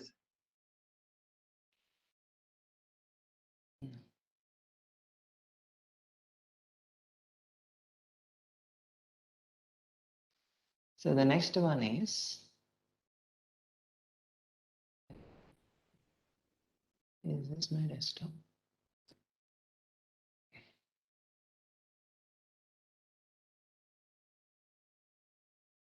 Logistic regression. The same thing, everything is same, right? You have to import the corresponding model from sklearn.linear regression. I'm importing logistic regression. The rest of the things, you know. And one good another thing that I'm importing is sklearn. From sklearn, I'm directly importing metrics, right? If you want, you can just import the required metrics. Need not import the whole thing. And I'm reading the dataset using pandas framework. Student pass file data.csv. So this is the CSV file, .csv file, which I have already given in your drive. So this one, student pass file data, this I've already given to you, right? So I'm just reading that file using read CSV method and storing it in a data frame. I'm just calling this data frame, head and data frame, to show it to you how the data is looking like. Okay, so this is how the data is looking like. There are two features, self-study daily, tuition monthly, and the target label is pass or fail. So this is how the data is looking like. So I'm just preparing the data in the required format here. I'm just dropping out the last column, which is the target column, and the remaining columns, I'm taking it as X. Remaining columns are the features, right? I'm taking them as X. Just the last column, pass or fail, I'm taking that as Y. Okay, so I prepared the data in the required format, X and Y. Now I divide the data into training and testing. So if you don't pass any test size, it by default it gives 20% of the data as test size. So I've got X train X test, Y train Y test. Logistic regression function I'm calling, which I have already imported. You can see that I've already imported logistic regression. Okay, and then I'm trying to fit this model to the training data, X train and Y train. Okay, so the model is fit. I have to predict for the test data. So I'm trying to predict for the test data, which is returning Y prediction. Okay, so just to show you, I'm just printing this Y prediction. And from metrics, I am calling accuracy score. So this is another metric, accuracy score. I'm passing Y test and Y prediction, and accuracy score percentage. If I want, I have to multiply that accuracy with the 100. I'm just printing this accuracy percentage, which is 100%. So in this case, it correctly classified all the instances. So very simple. The pattern, if you observe, it is very simple. You have to import the required things, prepare the data, then split the data, then call the model, fit the model to the training data, then predict for the test data. Very simple. You see, it is very easy. Right. If you have any query, I'll take. Otherwise, we'll take 15 minutes break and come back. Any query? Excuse me, sir. Yeah. Sir, while doing regularization in using sklearn, have you to specify using some other function, or is it a case that regularization is done Sorry, default sir. by the function? Prashant said. Little slow, please. I did not get. I lost. Please. Sorry, sir. Sorry, sir. Actually, in regularization, if you want to do regularization for logistic regression, Okay. using sklearn's imported library, I mean, is it done default by the logistic regression function, or we have to add some extra function, extra I imported? think there is a parameter that takes this regularization term. Okay, sir. Yeah, but let me confirm you. I'll go through it in the break time and let me confirm you. Yes, sir. I remember that there is a regularization term, but I am not sure about that. Yes, But sir. let me confirm you. I'll go through that regular logistic regression parameters and confirm. Yes. So one more doubt actually, when it was clear when you explained about our variance in a complex model, when the degree increases, the complexity of the model increases, and there is a chance of high variance. So that is quite intuitive, at least geometrically. But how can we geometrically interpret bias?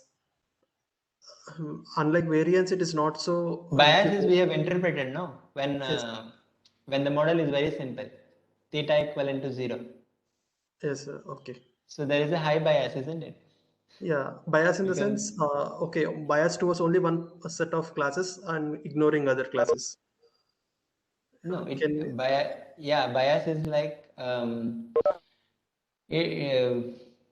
the case where it is underfitting, no? Do you remember that? yeah, Just yes, yes, axis yes, parallel underfit. line. And yeah, Yes, yes, so the bias is very high there. That yes, is a yes, case where the bias is very high, variance is low. yes, sir. Okay, sir. Yeah, where the last one is the case where the variance is very high, bias is very low. Yeah, okay. We want both low bias and low variance for ideal model, sir. When theta equal to 0, it is low variance, yeah, low bias, yes. Yeah, yes, yes, yes. Thank you, sir.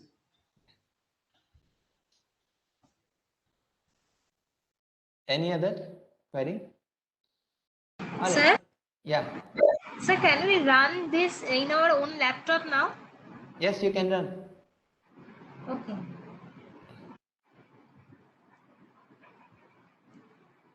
If you have installed this Jupyter notebook already, Sir, if or we else you can run it in a Google Colab.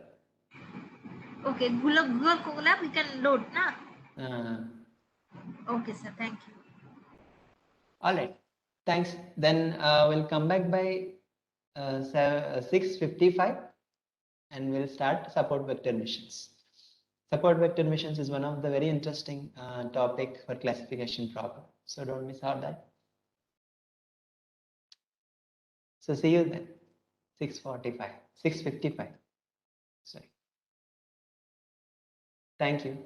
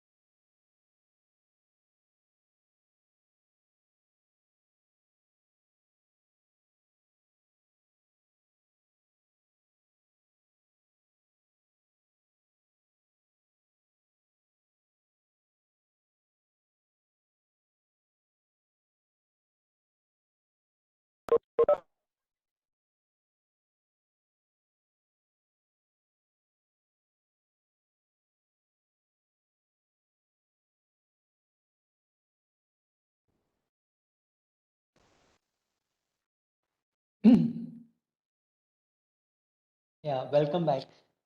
Shall we start?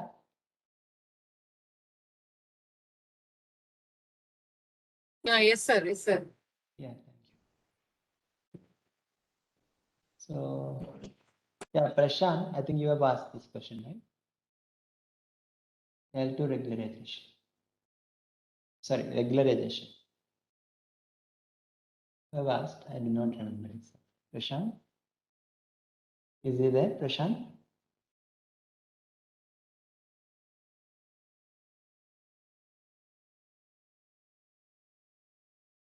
Okay. Okay. Yes, sir. Yeah, you have asked this question, right? L2. Yes, sir. Yeah. So there is a parameter called penalty. By Okay, sir. default, it is L2. L2 regularization it follows, L2 not. Yes. But if you want to change it, you can change it to L1 or ElasticNet or Okay, sir. none. Yeah, so default it has a regularization in it. Okay. Yeah, by default it has regularization. That I know, but yeah, you can Yeah. change it as Yes. an penalty. Yes, yes. Thank you, sir.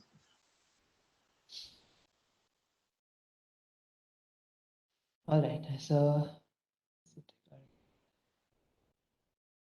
So the next session is on support vector missions. Support vector missions is also for classification problem.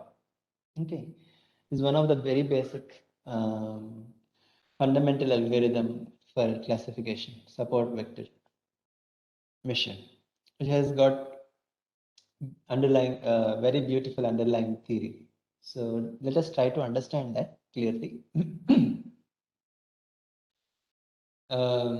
So we're going to see what is the discriminant function, linear discriminant function, classifier margin, maximum margin, which is SVM, and solving the optimization problem, soft margin SVM, and kernel SVM. Okay, so the solving optimization problem is you need to focus little more. So other things are very easy. Solving the optimization problem, you need to focus a little more. So please do focus more. Okay. All right. So what is a discriminant function? So it can be any arbitrary function of x, like nearest neighbors, which discriminate one class with the other with this decision boundary, and decision trees, which separate one class with the other using some other decision boundary like this, as you can see in the figure, and linear functions, which uses line or a hyperplane to separate one class with the other class, and nonlinear functions, which uses a nonlinear decision boundary to separate one class with the other class. Right. So there are varieties of discriminant functions. Each one of them tries to separate one class with the other classes. Okay. So the way they separate may be different, but their objective is same. They try to separate one with the other classes. They try to discriminate the classes. They try to discriminate the instances from the different classes. Right. So the present focus is on the linear functions. Right. We'll also see the nonlinear functions, but initially the basic linear SVM is for linear classification.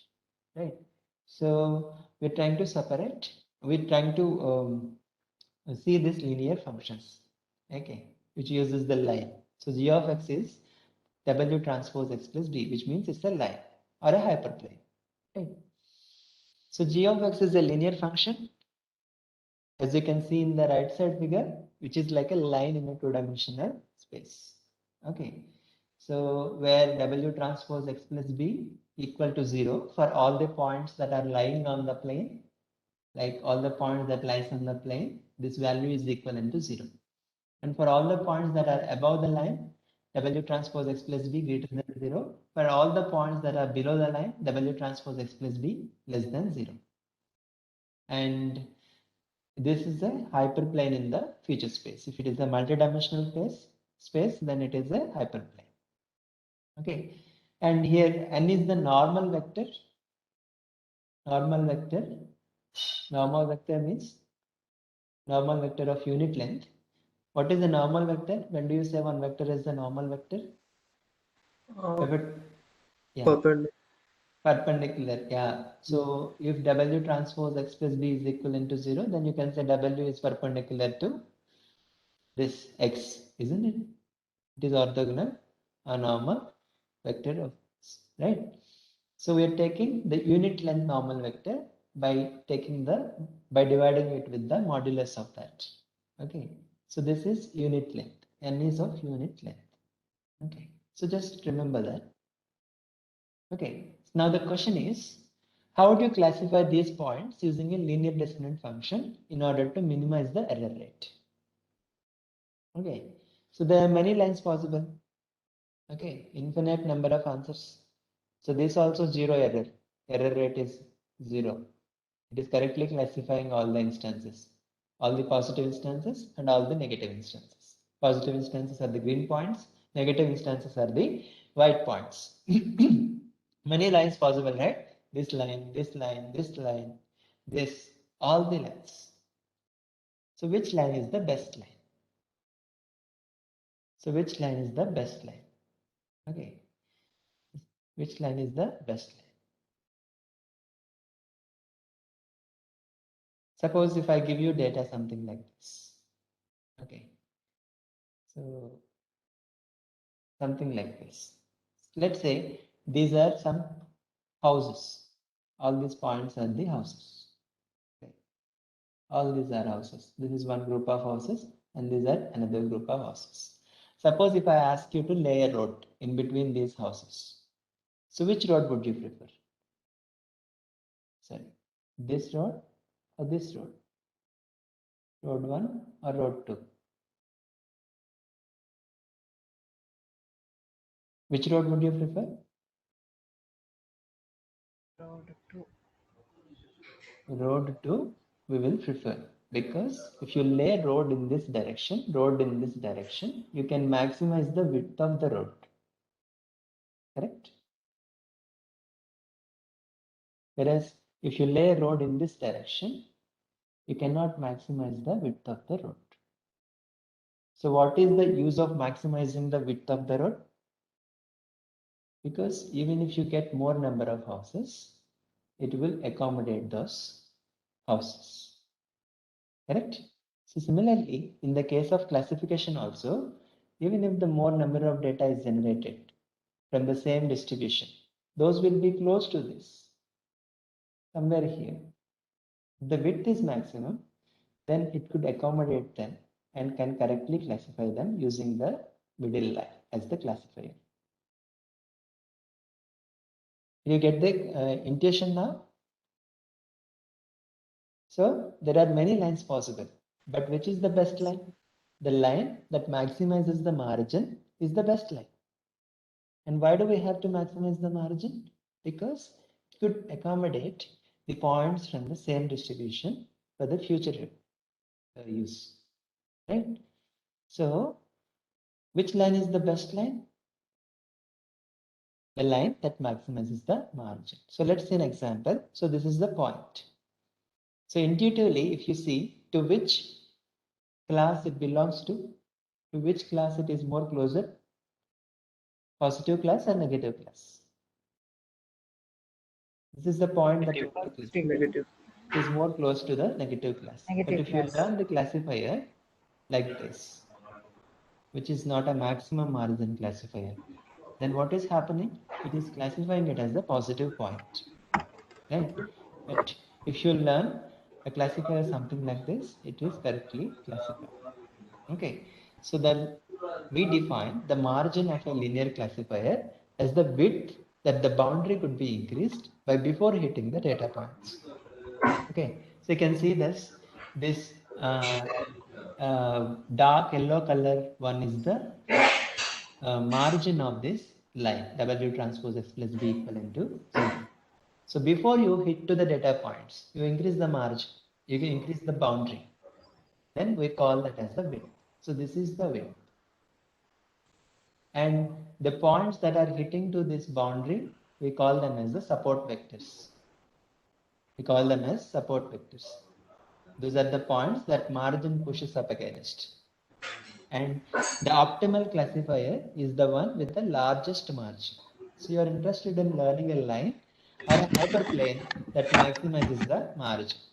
So if you're not speaking, please unmute yourself. So mute yourself.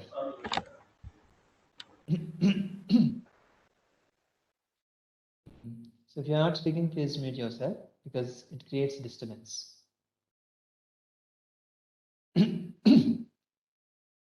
So what is the optimal classifier?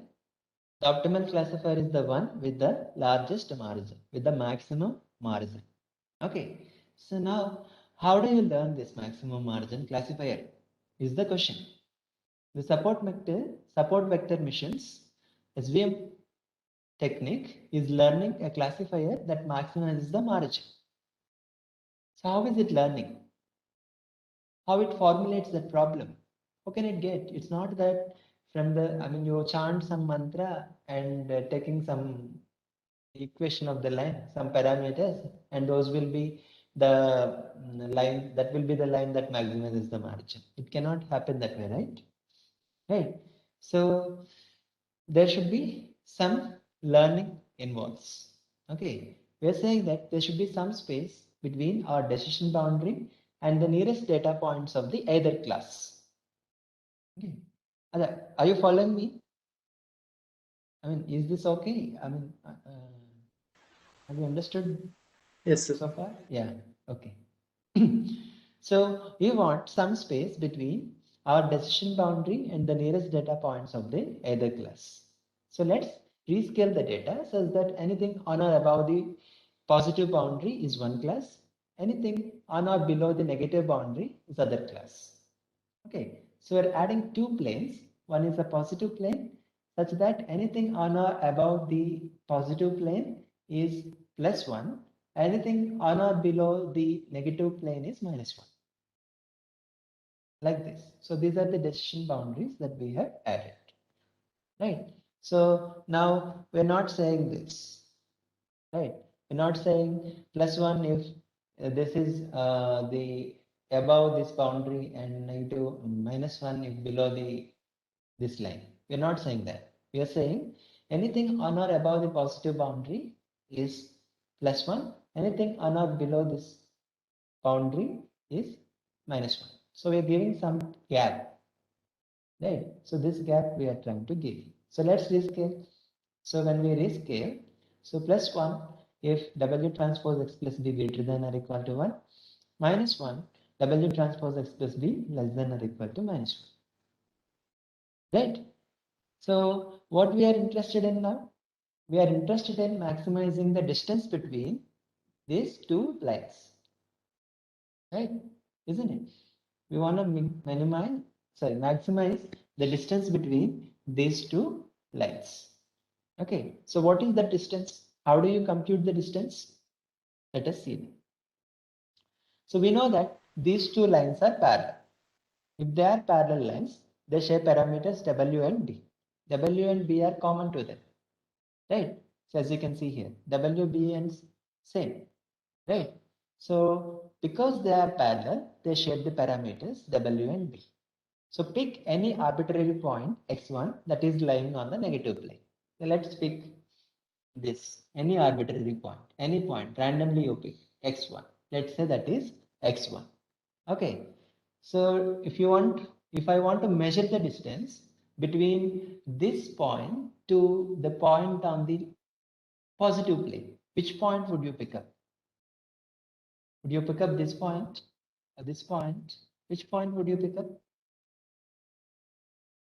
Suppose if I ask you to measure the distance between the positive plane and the negative plane, and I picked up one point on the negative plane, which is this. Now I am asking you to measure the distance from x1 to the positive plane. So which one would you pick up? This point. Which is on the normal. Okay, we take the normal one, right? It means the point which is perpendicular to this, isn't it? This is the distance, right? Not this, isn't it? Correct? We pick up a point on the positive plane which is perpendicular to this point. Okay, so the closest point on the line W transpose X plus B equal to 1, which is the positive plane, to x1 is the point x2. x2 is what? x1 plus lambda W. Remember, W is orthogonal to both x1. Orthogonal to both x1 and x2. Okay, because this is perpendicular, scaling that perpendicular line, perpendicular vector with some lambda will give you x2. Okay, so closest point always lie perpendicular and W is perpendicular to both. So lambda W is the line segment connecting both x1 and x2. So this is lambda W. Right. So what is lambda? So lambda W is the line segment. Lambda mod W is the distance between them. Okay, and we want to maximize this distance. Lambda W. But the question is, what is lambda? Question is, what is lambda? Let us solve for lambda. So we are solving for lambda. We know that W transpose x2 plus B is 1 because this is x2 which is lying on the positive plane, x1 which is lying on the negative plane. So anything that is lying on the positive plane, the value is +1. Anything that is lying on the negative plane, that value is -1. Okay, so we know that W transpose x2 plus B is equivalent to 1, and we also know that x2 equivalent to x1 plus lambda W. So substitute x1 plus lambda W in place of x2. Okay, if I substitute, what I want to get? W transpose x1 plus lambda W plus B equivalent to 1. If I expand this, I would get W transpose x1 plus B plus lambda W transpose W equivalent to 1.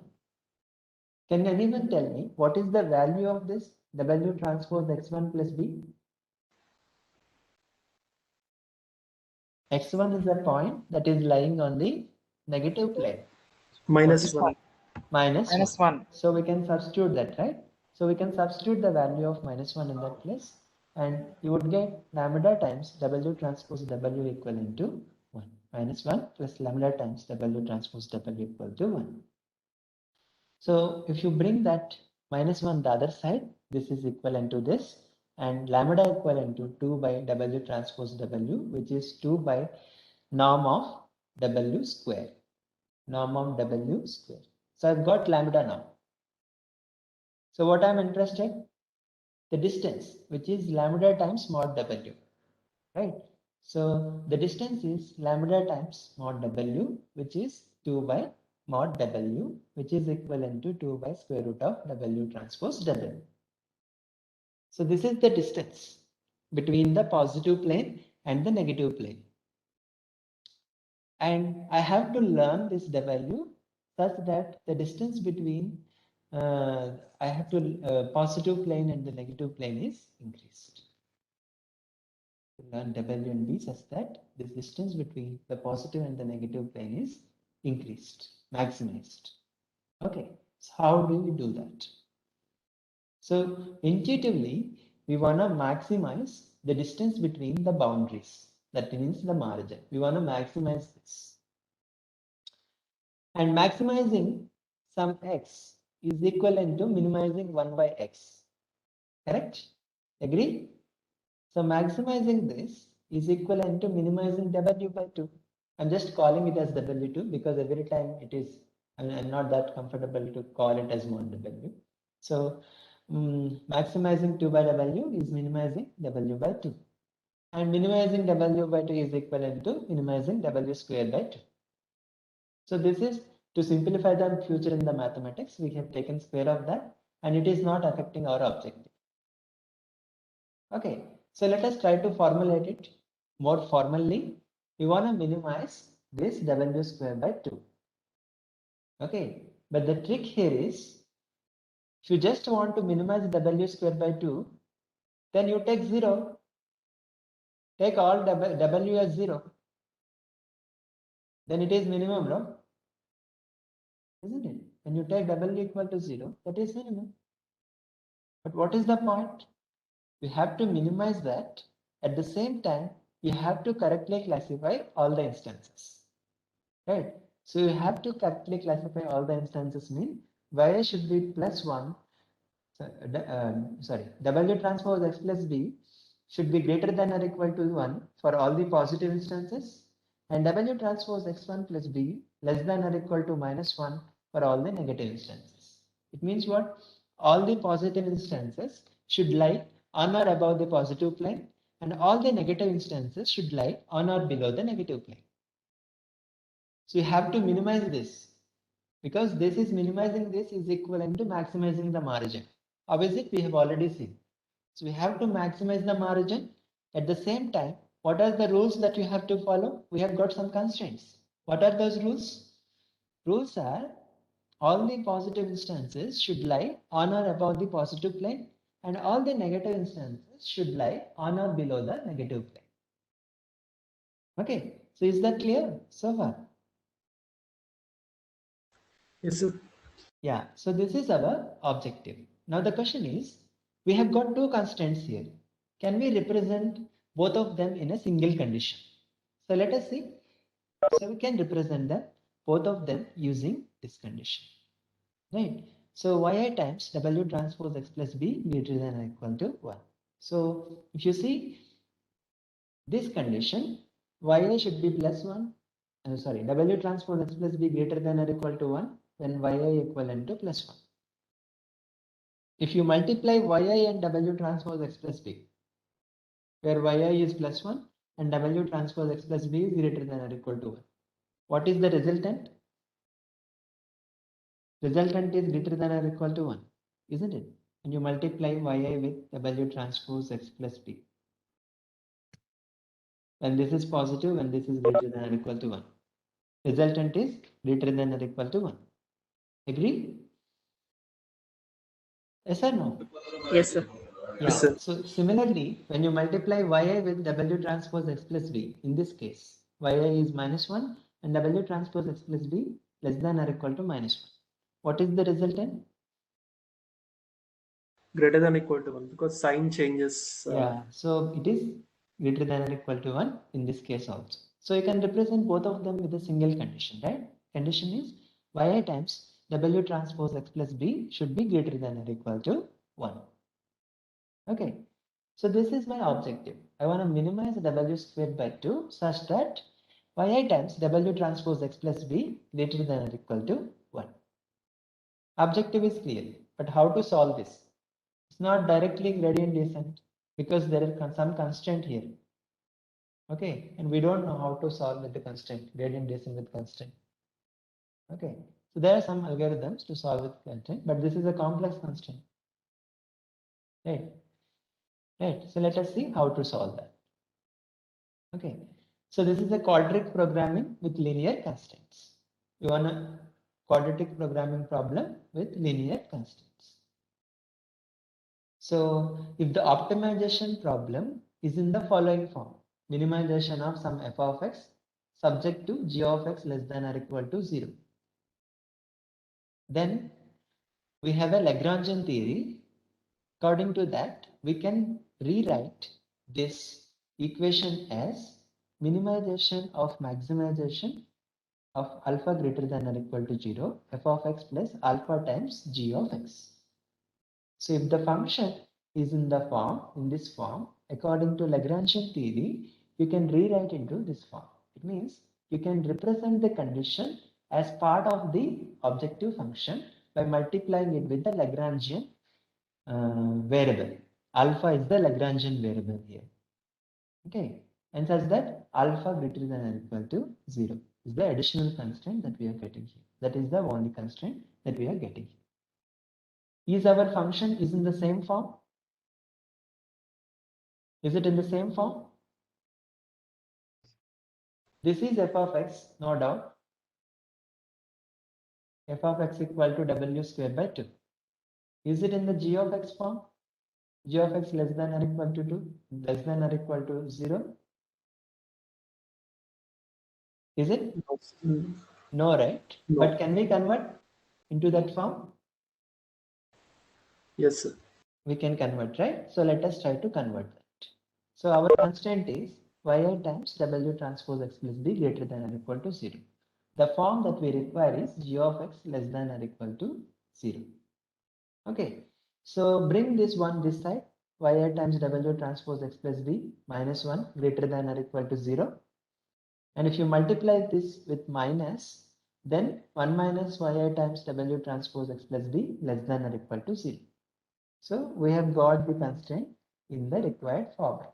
G of x less than or equal to 0, where g of x is this 1 minus yi times W transpose x plus b less than or less x plus b, which is equivalent to g of x. So we have got the constraint in the required format. So can we apply Lagrangian theorem? We can apply that, right? So just represent that with a Lagrangian function. Right. So we have added alpha I times 1 minus yi W transpose x plus b, where this is the g of x.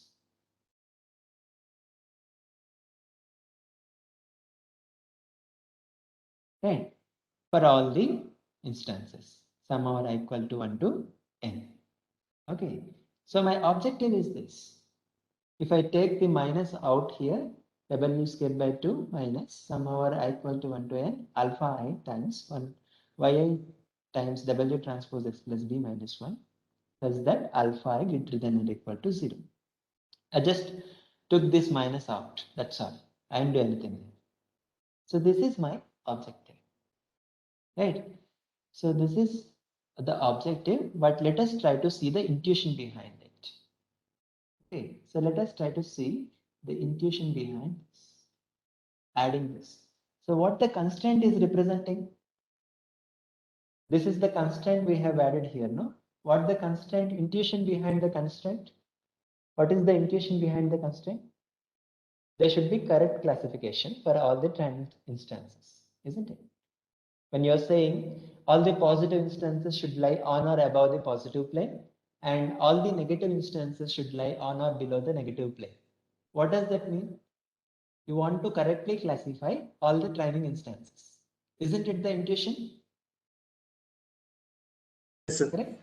Right. So it means what? When you're saying yi times w transpose x plus b greater than or equal to 1, means you want the correct classification. If the classification is correct, then you should add a 0 penalty to the cost function. If the classification is incorrect, you should add more penalty to the cost function, isn't it? So that's what we have been talking about, right? Starting from the linear regression. Right. When the classification is correct, you need not add any penalty to the cost function. When the classification is incorrect, you have to add more penalty to the cost function. Let us see this is capturing that intuition or not, intuition behind the constraint that we had. Okay, so this is the function. So this is the function that we have added, right? So now tell me, if I'll ask you a series of questions. If yi times w transpose xi plus b is greater than or equal to 1, is the classification correct or wrong?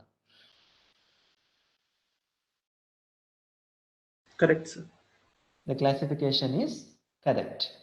Okay, so if in that case, the case where yi times w transpose x plus b greater than or equal to 1, what is the maximum value for alpha that you could get out of this expression?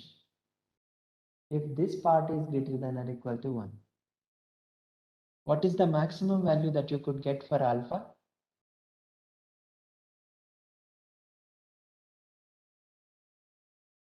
Think about it.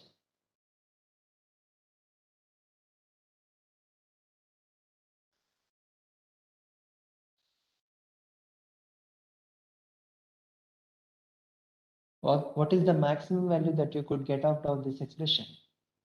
If yi times w transpose x plus b greater than or equal to 1.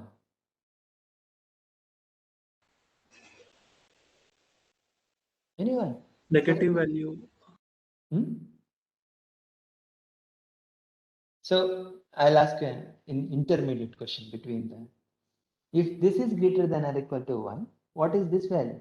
1 minus yi times w transpose x plus b. Negative. It is less than or equal to 0. 0. Yes. Negative.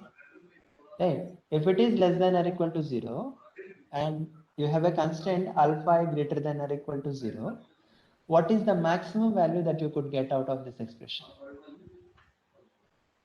0. 0. Isn't it?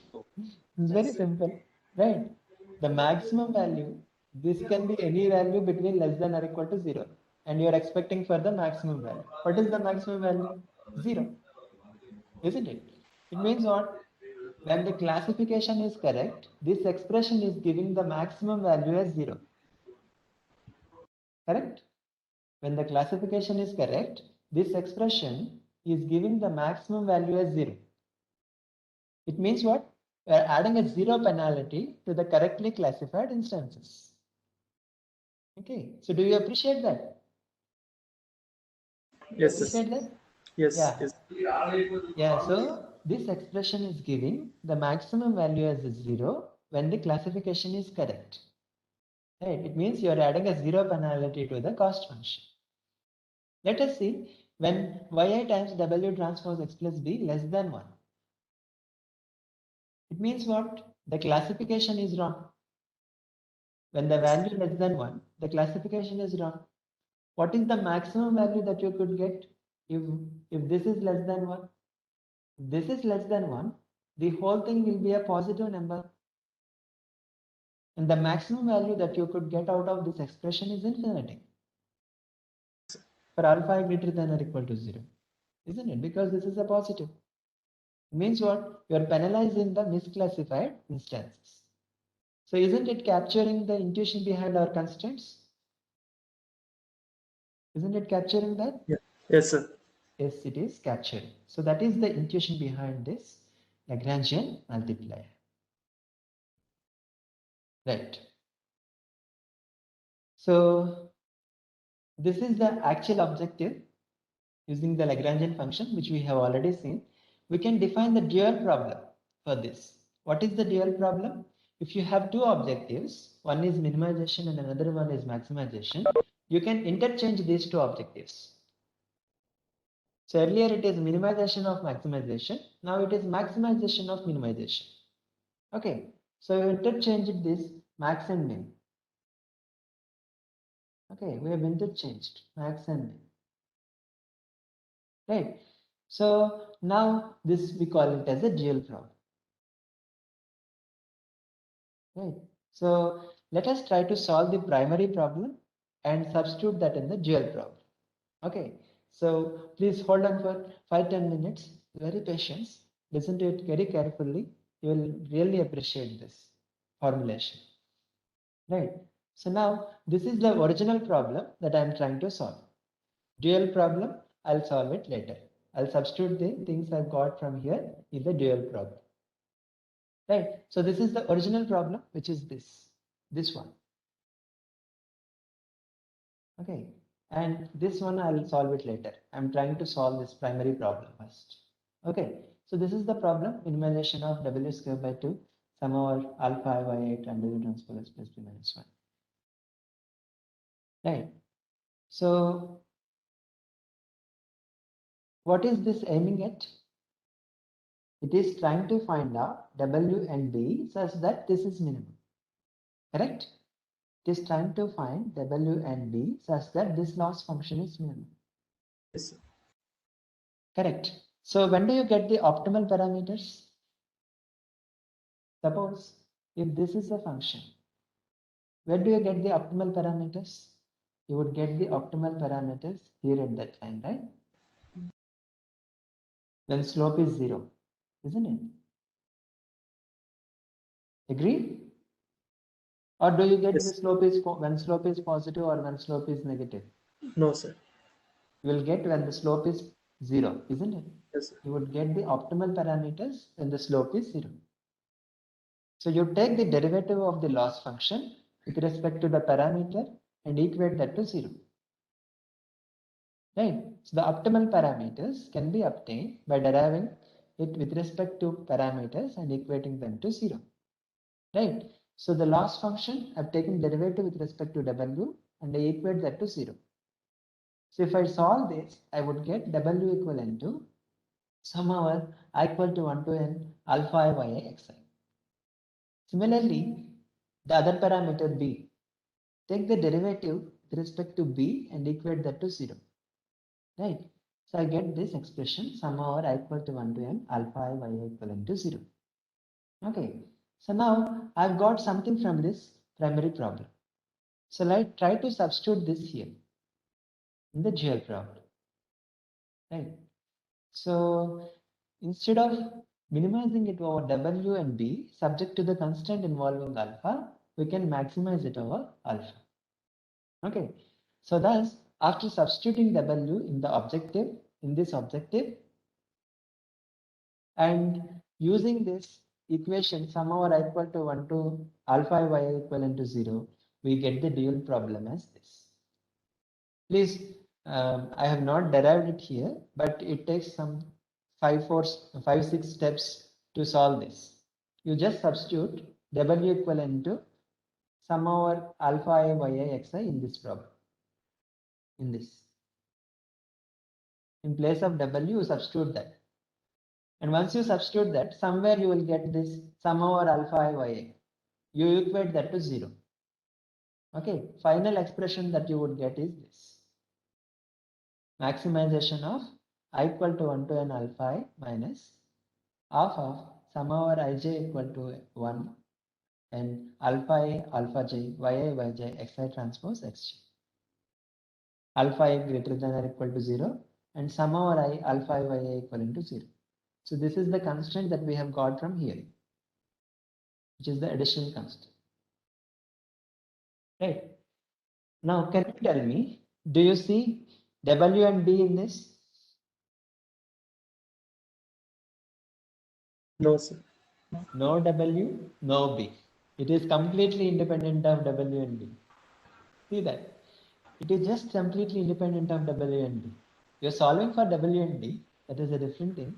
But this objective that you want to solve here is completely independent of W and B. It is just involving alpha. You just have to find out alpha that maximizes this function. That's all. Very simple. You have simplified it to that extent. Right? So you can vectorize it and write it this way: alpha transpose E minus half of alpha transpose Q alpha. This is very simple. Don't be panic about it. I'll show you with simple example. So this one, sum over I equal to 1 to n alpha.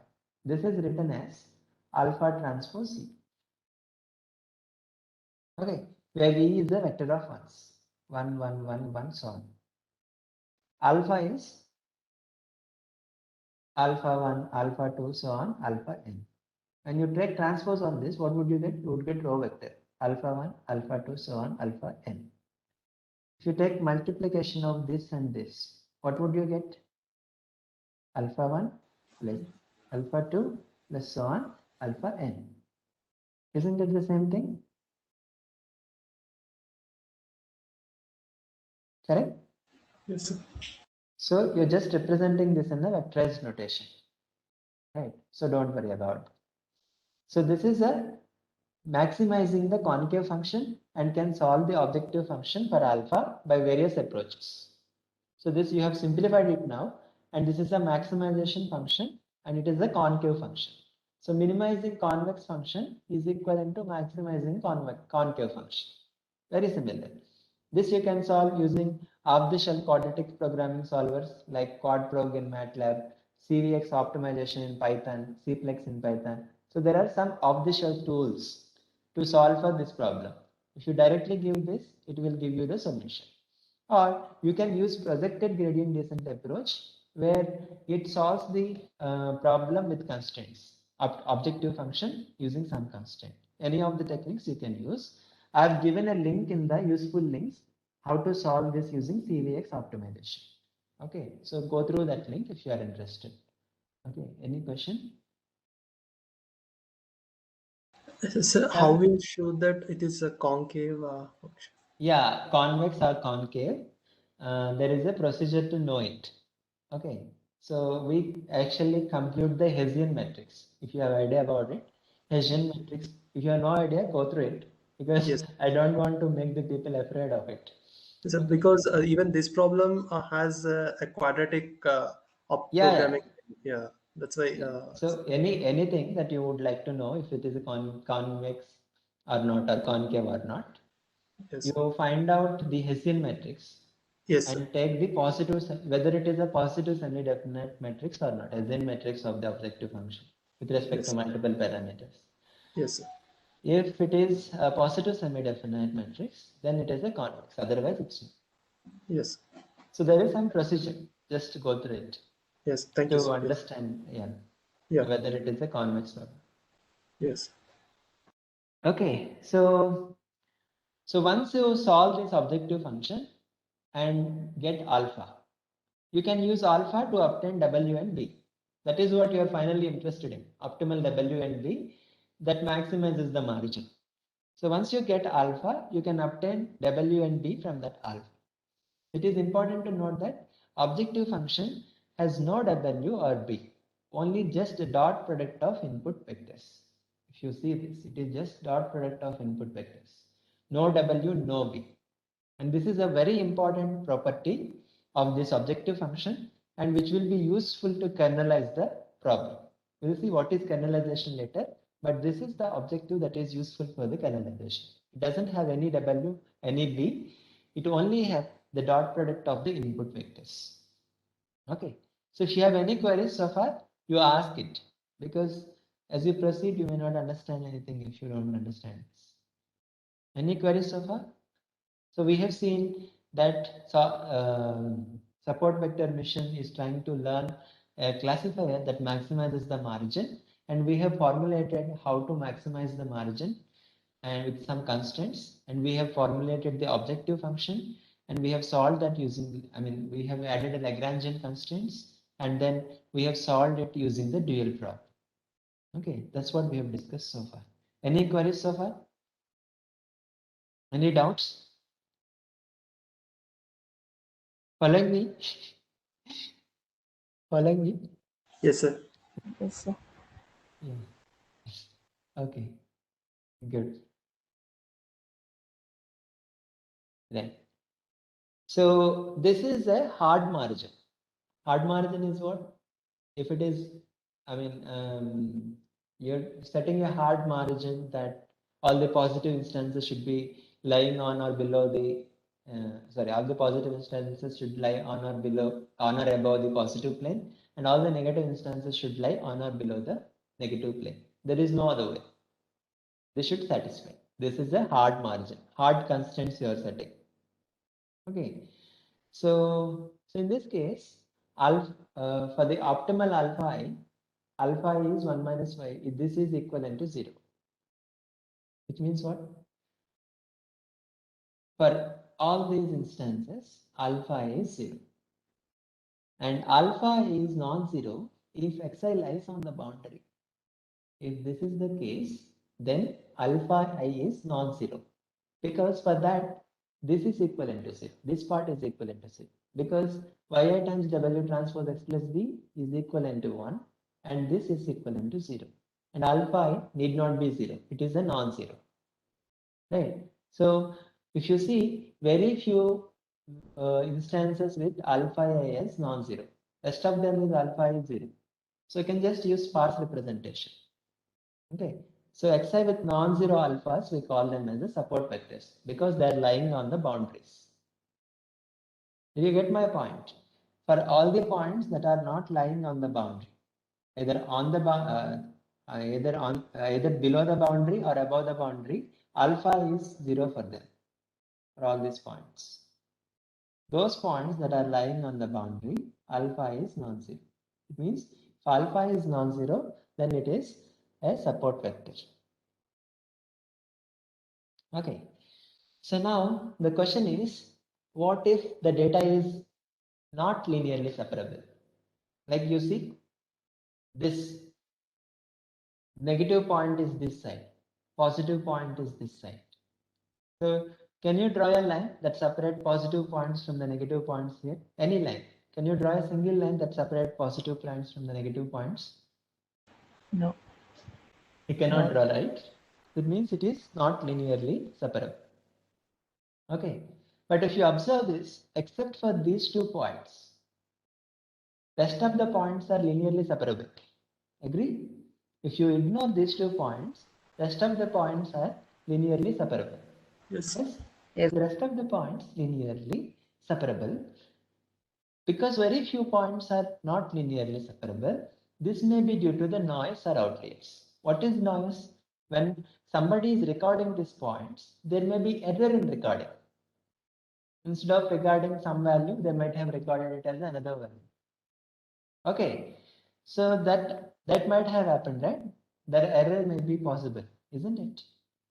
Error is possible, right? So if you have noisy points or outlier points are the points that are very special points. Like for example, if you take human, normal cases is height is in between 5 to 6 feet.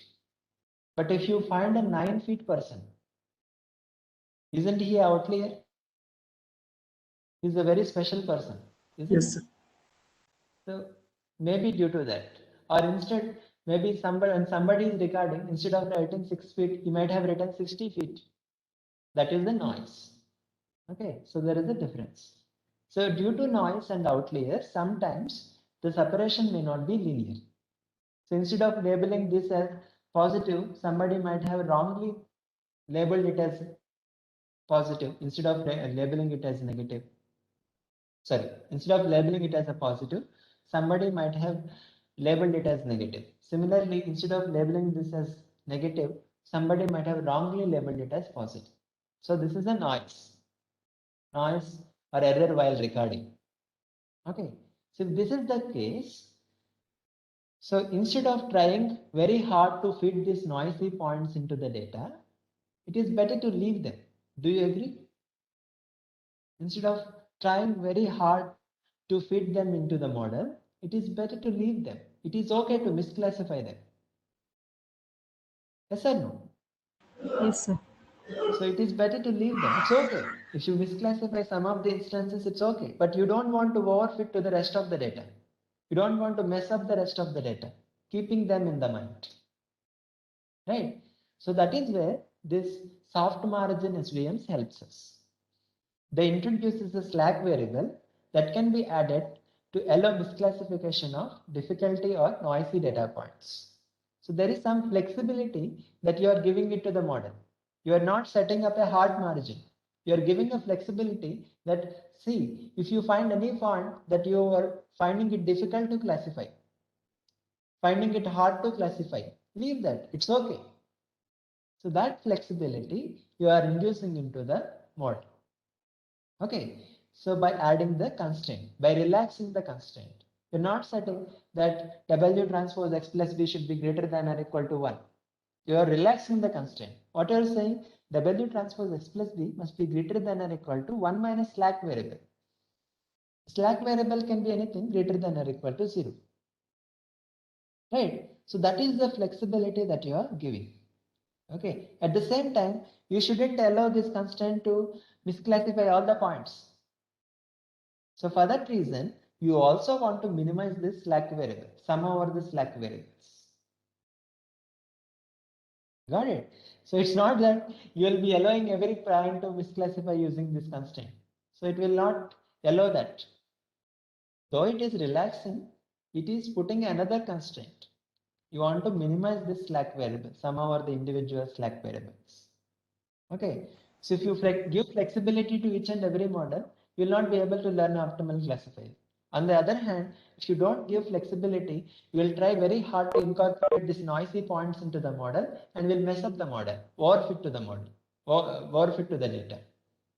Okay, so you're giving relaxation, but at the same time, you have some constraint on the relaxation also. Okay, so these are the new constraints. W transpose X plus B must be greater than or equal to 1 minus slack variable. W transpose X plus B must be less than or equal to minus 1 plus slack variable. So this also can be written as a single condition by multiplying them like this. Right. So this is your new objective, minimization of W squared by 2 plus sum over this sigma. See some weightage that you give, like lambda in the regularization term. Okay. So the slack variable is 0. If there is no error, slack variable is some positive number, then it is noisy point. For noisy points, it is some positive. Right. So that is soft margin SVM. You are relaxing the constraint. So have you understood this soft margin SVM? Yes, sir. Yeah. Any query to any one of you? Is that penalty epsilon is a kind of distance or is proportional to distance as it is depicted in the diagram? Can we have that kind of intuition for that? Yeah, this is the relaxation that with this margin you are leaving it. Yes, I mean in proportional to distance. Distance means? Distance, yeah. Yeah, yes, sir. Thank you, sir.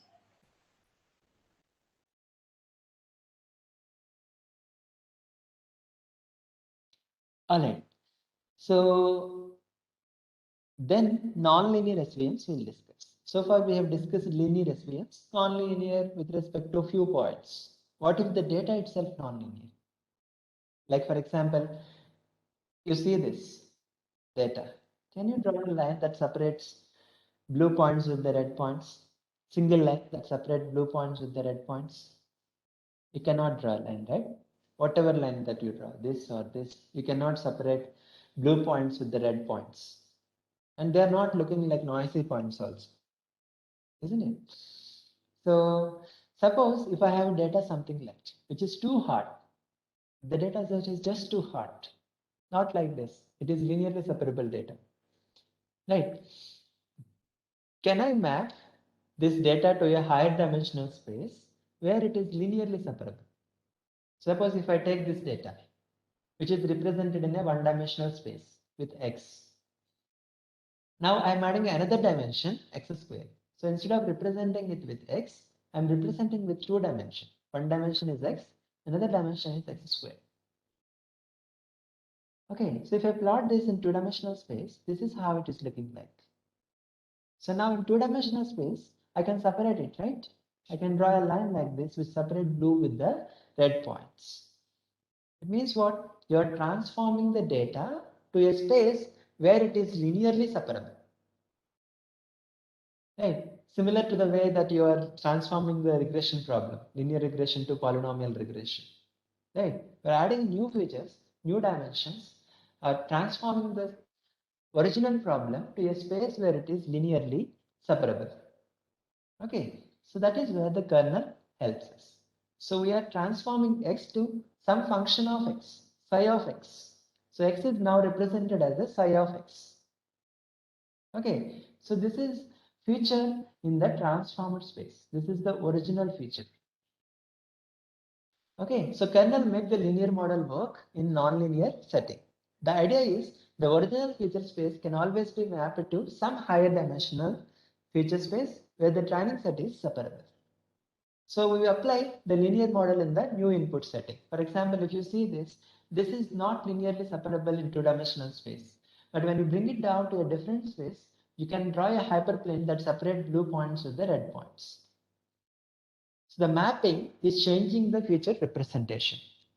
But when you bring it down, when you bring this down to the two-dimensional space, when you bring the model down to the two-dimensional space, this is a non-linear model. The model is linear in three-dimensional space, but when you bring the model down to the two-dimensional space, the model is non-linear. Data is non-linear in two-dimensional space. When you bring it down to the other representation, it is linearly separable. Right. So these are the other examples. So this is original space. You are transforming that to x comma x square, and in the new space, it is linearly separable. So it is, if you see, this is a linear model in the two-dimensional space, but when you bring it down to the one-dimensional space, the model is becoming non-linear.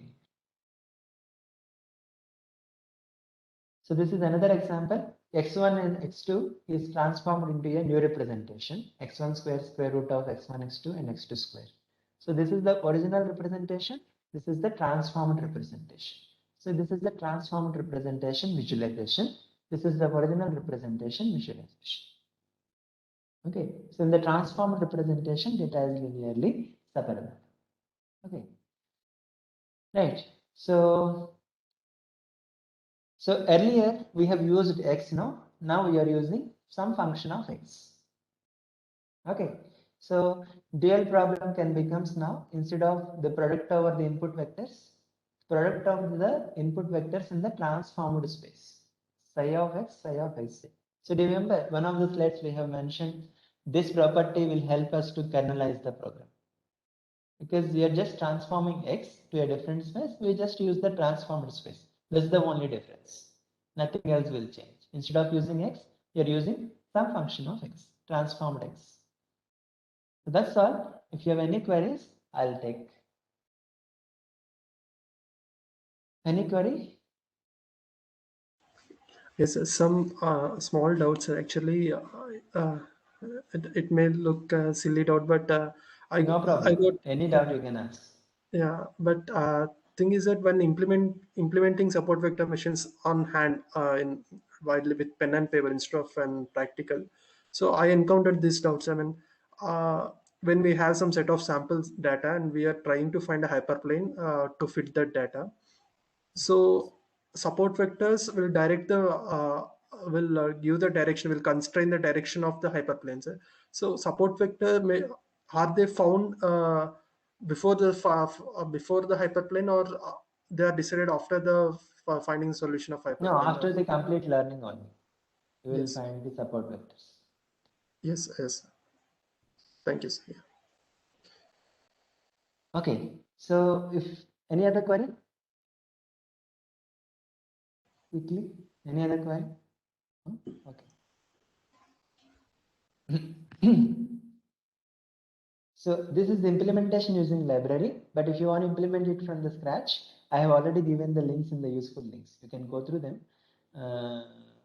how to implement it from the scratch. So this is just library usage. So again, the pattern is same. I'm importing the library that I require, which is SVC support vector classifier from sklearn.svc. Okay. So these are all things already known. NumPy, Pandas, Matplotlib, and time test split. And these are the metrics that I'm importing: classification report and confusion matrix. Right. So I'm reading the data and preparing the data. So reading the data from .csv file, this already I have given in the drive. And I'm just printing this first few records of this just to show it to you. Right, this is how the data is looking, where we have 4 features and 1 class level, target level. Data preparation, I'm just dropping out the last column, and the remaining columns I'm taking as X. Just last column I've taken as Y. So once you get this X and Y, once you prepare the data in the required format, split the data into training and testing. So 20% testing, 80% training. I've got training and testing data here. So now build the model, fit the model to the training data and predict for the test data. So SVC and kernel is linear because initially we want to implement linear SV. By default, the kernel is RDF kernel, but if you want to change the kernel, you can change it using this option, kernel to linear or kernel to polynomial kernel, something like that. So once you get the model, you fit the model to the training data using fit function. Okay, so then predict for the test data. Pattern is same, and then evaluate it. I'm just printing the confusion metric by passing Y test and Y prediction, and classification report by passing Y test and Y prediction. So this is the confusion matrix that I have got. It means what? 154 instances of 0 class are classified as 0. It means all these are the correct classification. And 119 class 1 instances are classified as class 1. So these are also correct classifications. So all the numbers through the diagonal are the correct classifications. Of the diagonal, here is some positive number 2. It means 2 instances of class 1 are classified as class 0. Okay, so very less error. So these are all the other metrics used for classification, precision, recall. Classification report will give all that, F1 score. Right. Kernel SVM, you can do it. Like for example, multi-class SVM, I have not yet explained you. Tomorrow I'll explain, but I'll just show you this today itself. So, Acha, by the way, you can also read the data from URL.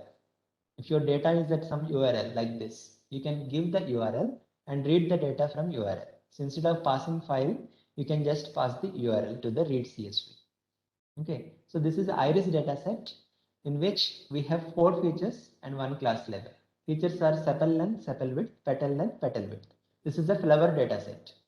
What is the sepal length of the flower, sepal width of the flower, petal length of the flower, petal width of the flower? 4 features, and to which class it belongs to. One of the 3 flowers. 3 different classes we have. So I'm preparing the data in the required format. Drop the last column and remaining are X, and just the last column is Y. Train test split again, right? And here I'm just changing the kernel to polynomial kernel. And this is the parameter required by this polynomial kernel. What is the degree of the polynomial? Degree is 8 times that. Fitting the data to the training data and predicting for the test data, confusion metric classification report. So this is how you can see this. Confusion metric classification. Similarly, you can also import multi-class classifiers. This we are going to discuss tomorrow, but you just look at this, but rest of the things are same. sklearn.multiclass. You can import one versus rest classifier or one versus one classifier and so on. And fitting is same. Fit for the data, predict for the data. Right. So very simple. Using sklearn library is very simple. Okay. So that's all. If you have any queries, I'll take. Otherwise, we'll wind up. Any queries? I hope you have understood. Understood. Okay. Yes, sir. It's okay. Yeah. Cool then. Yeah. So, yeah, we'll meet tomorrow. Happy learning. Stay safe. Thank you Thank very you, sir. much. Thank you, sir.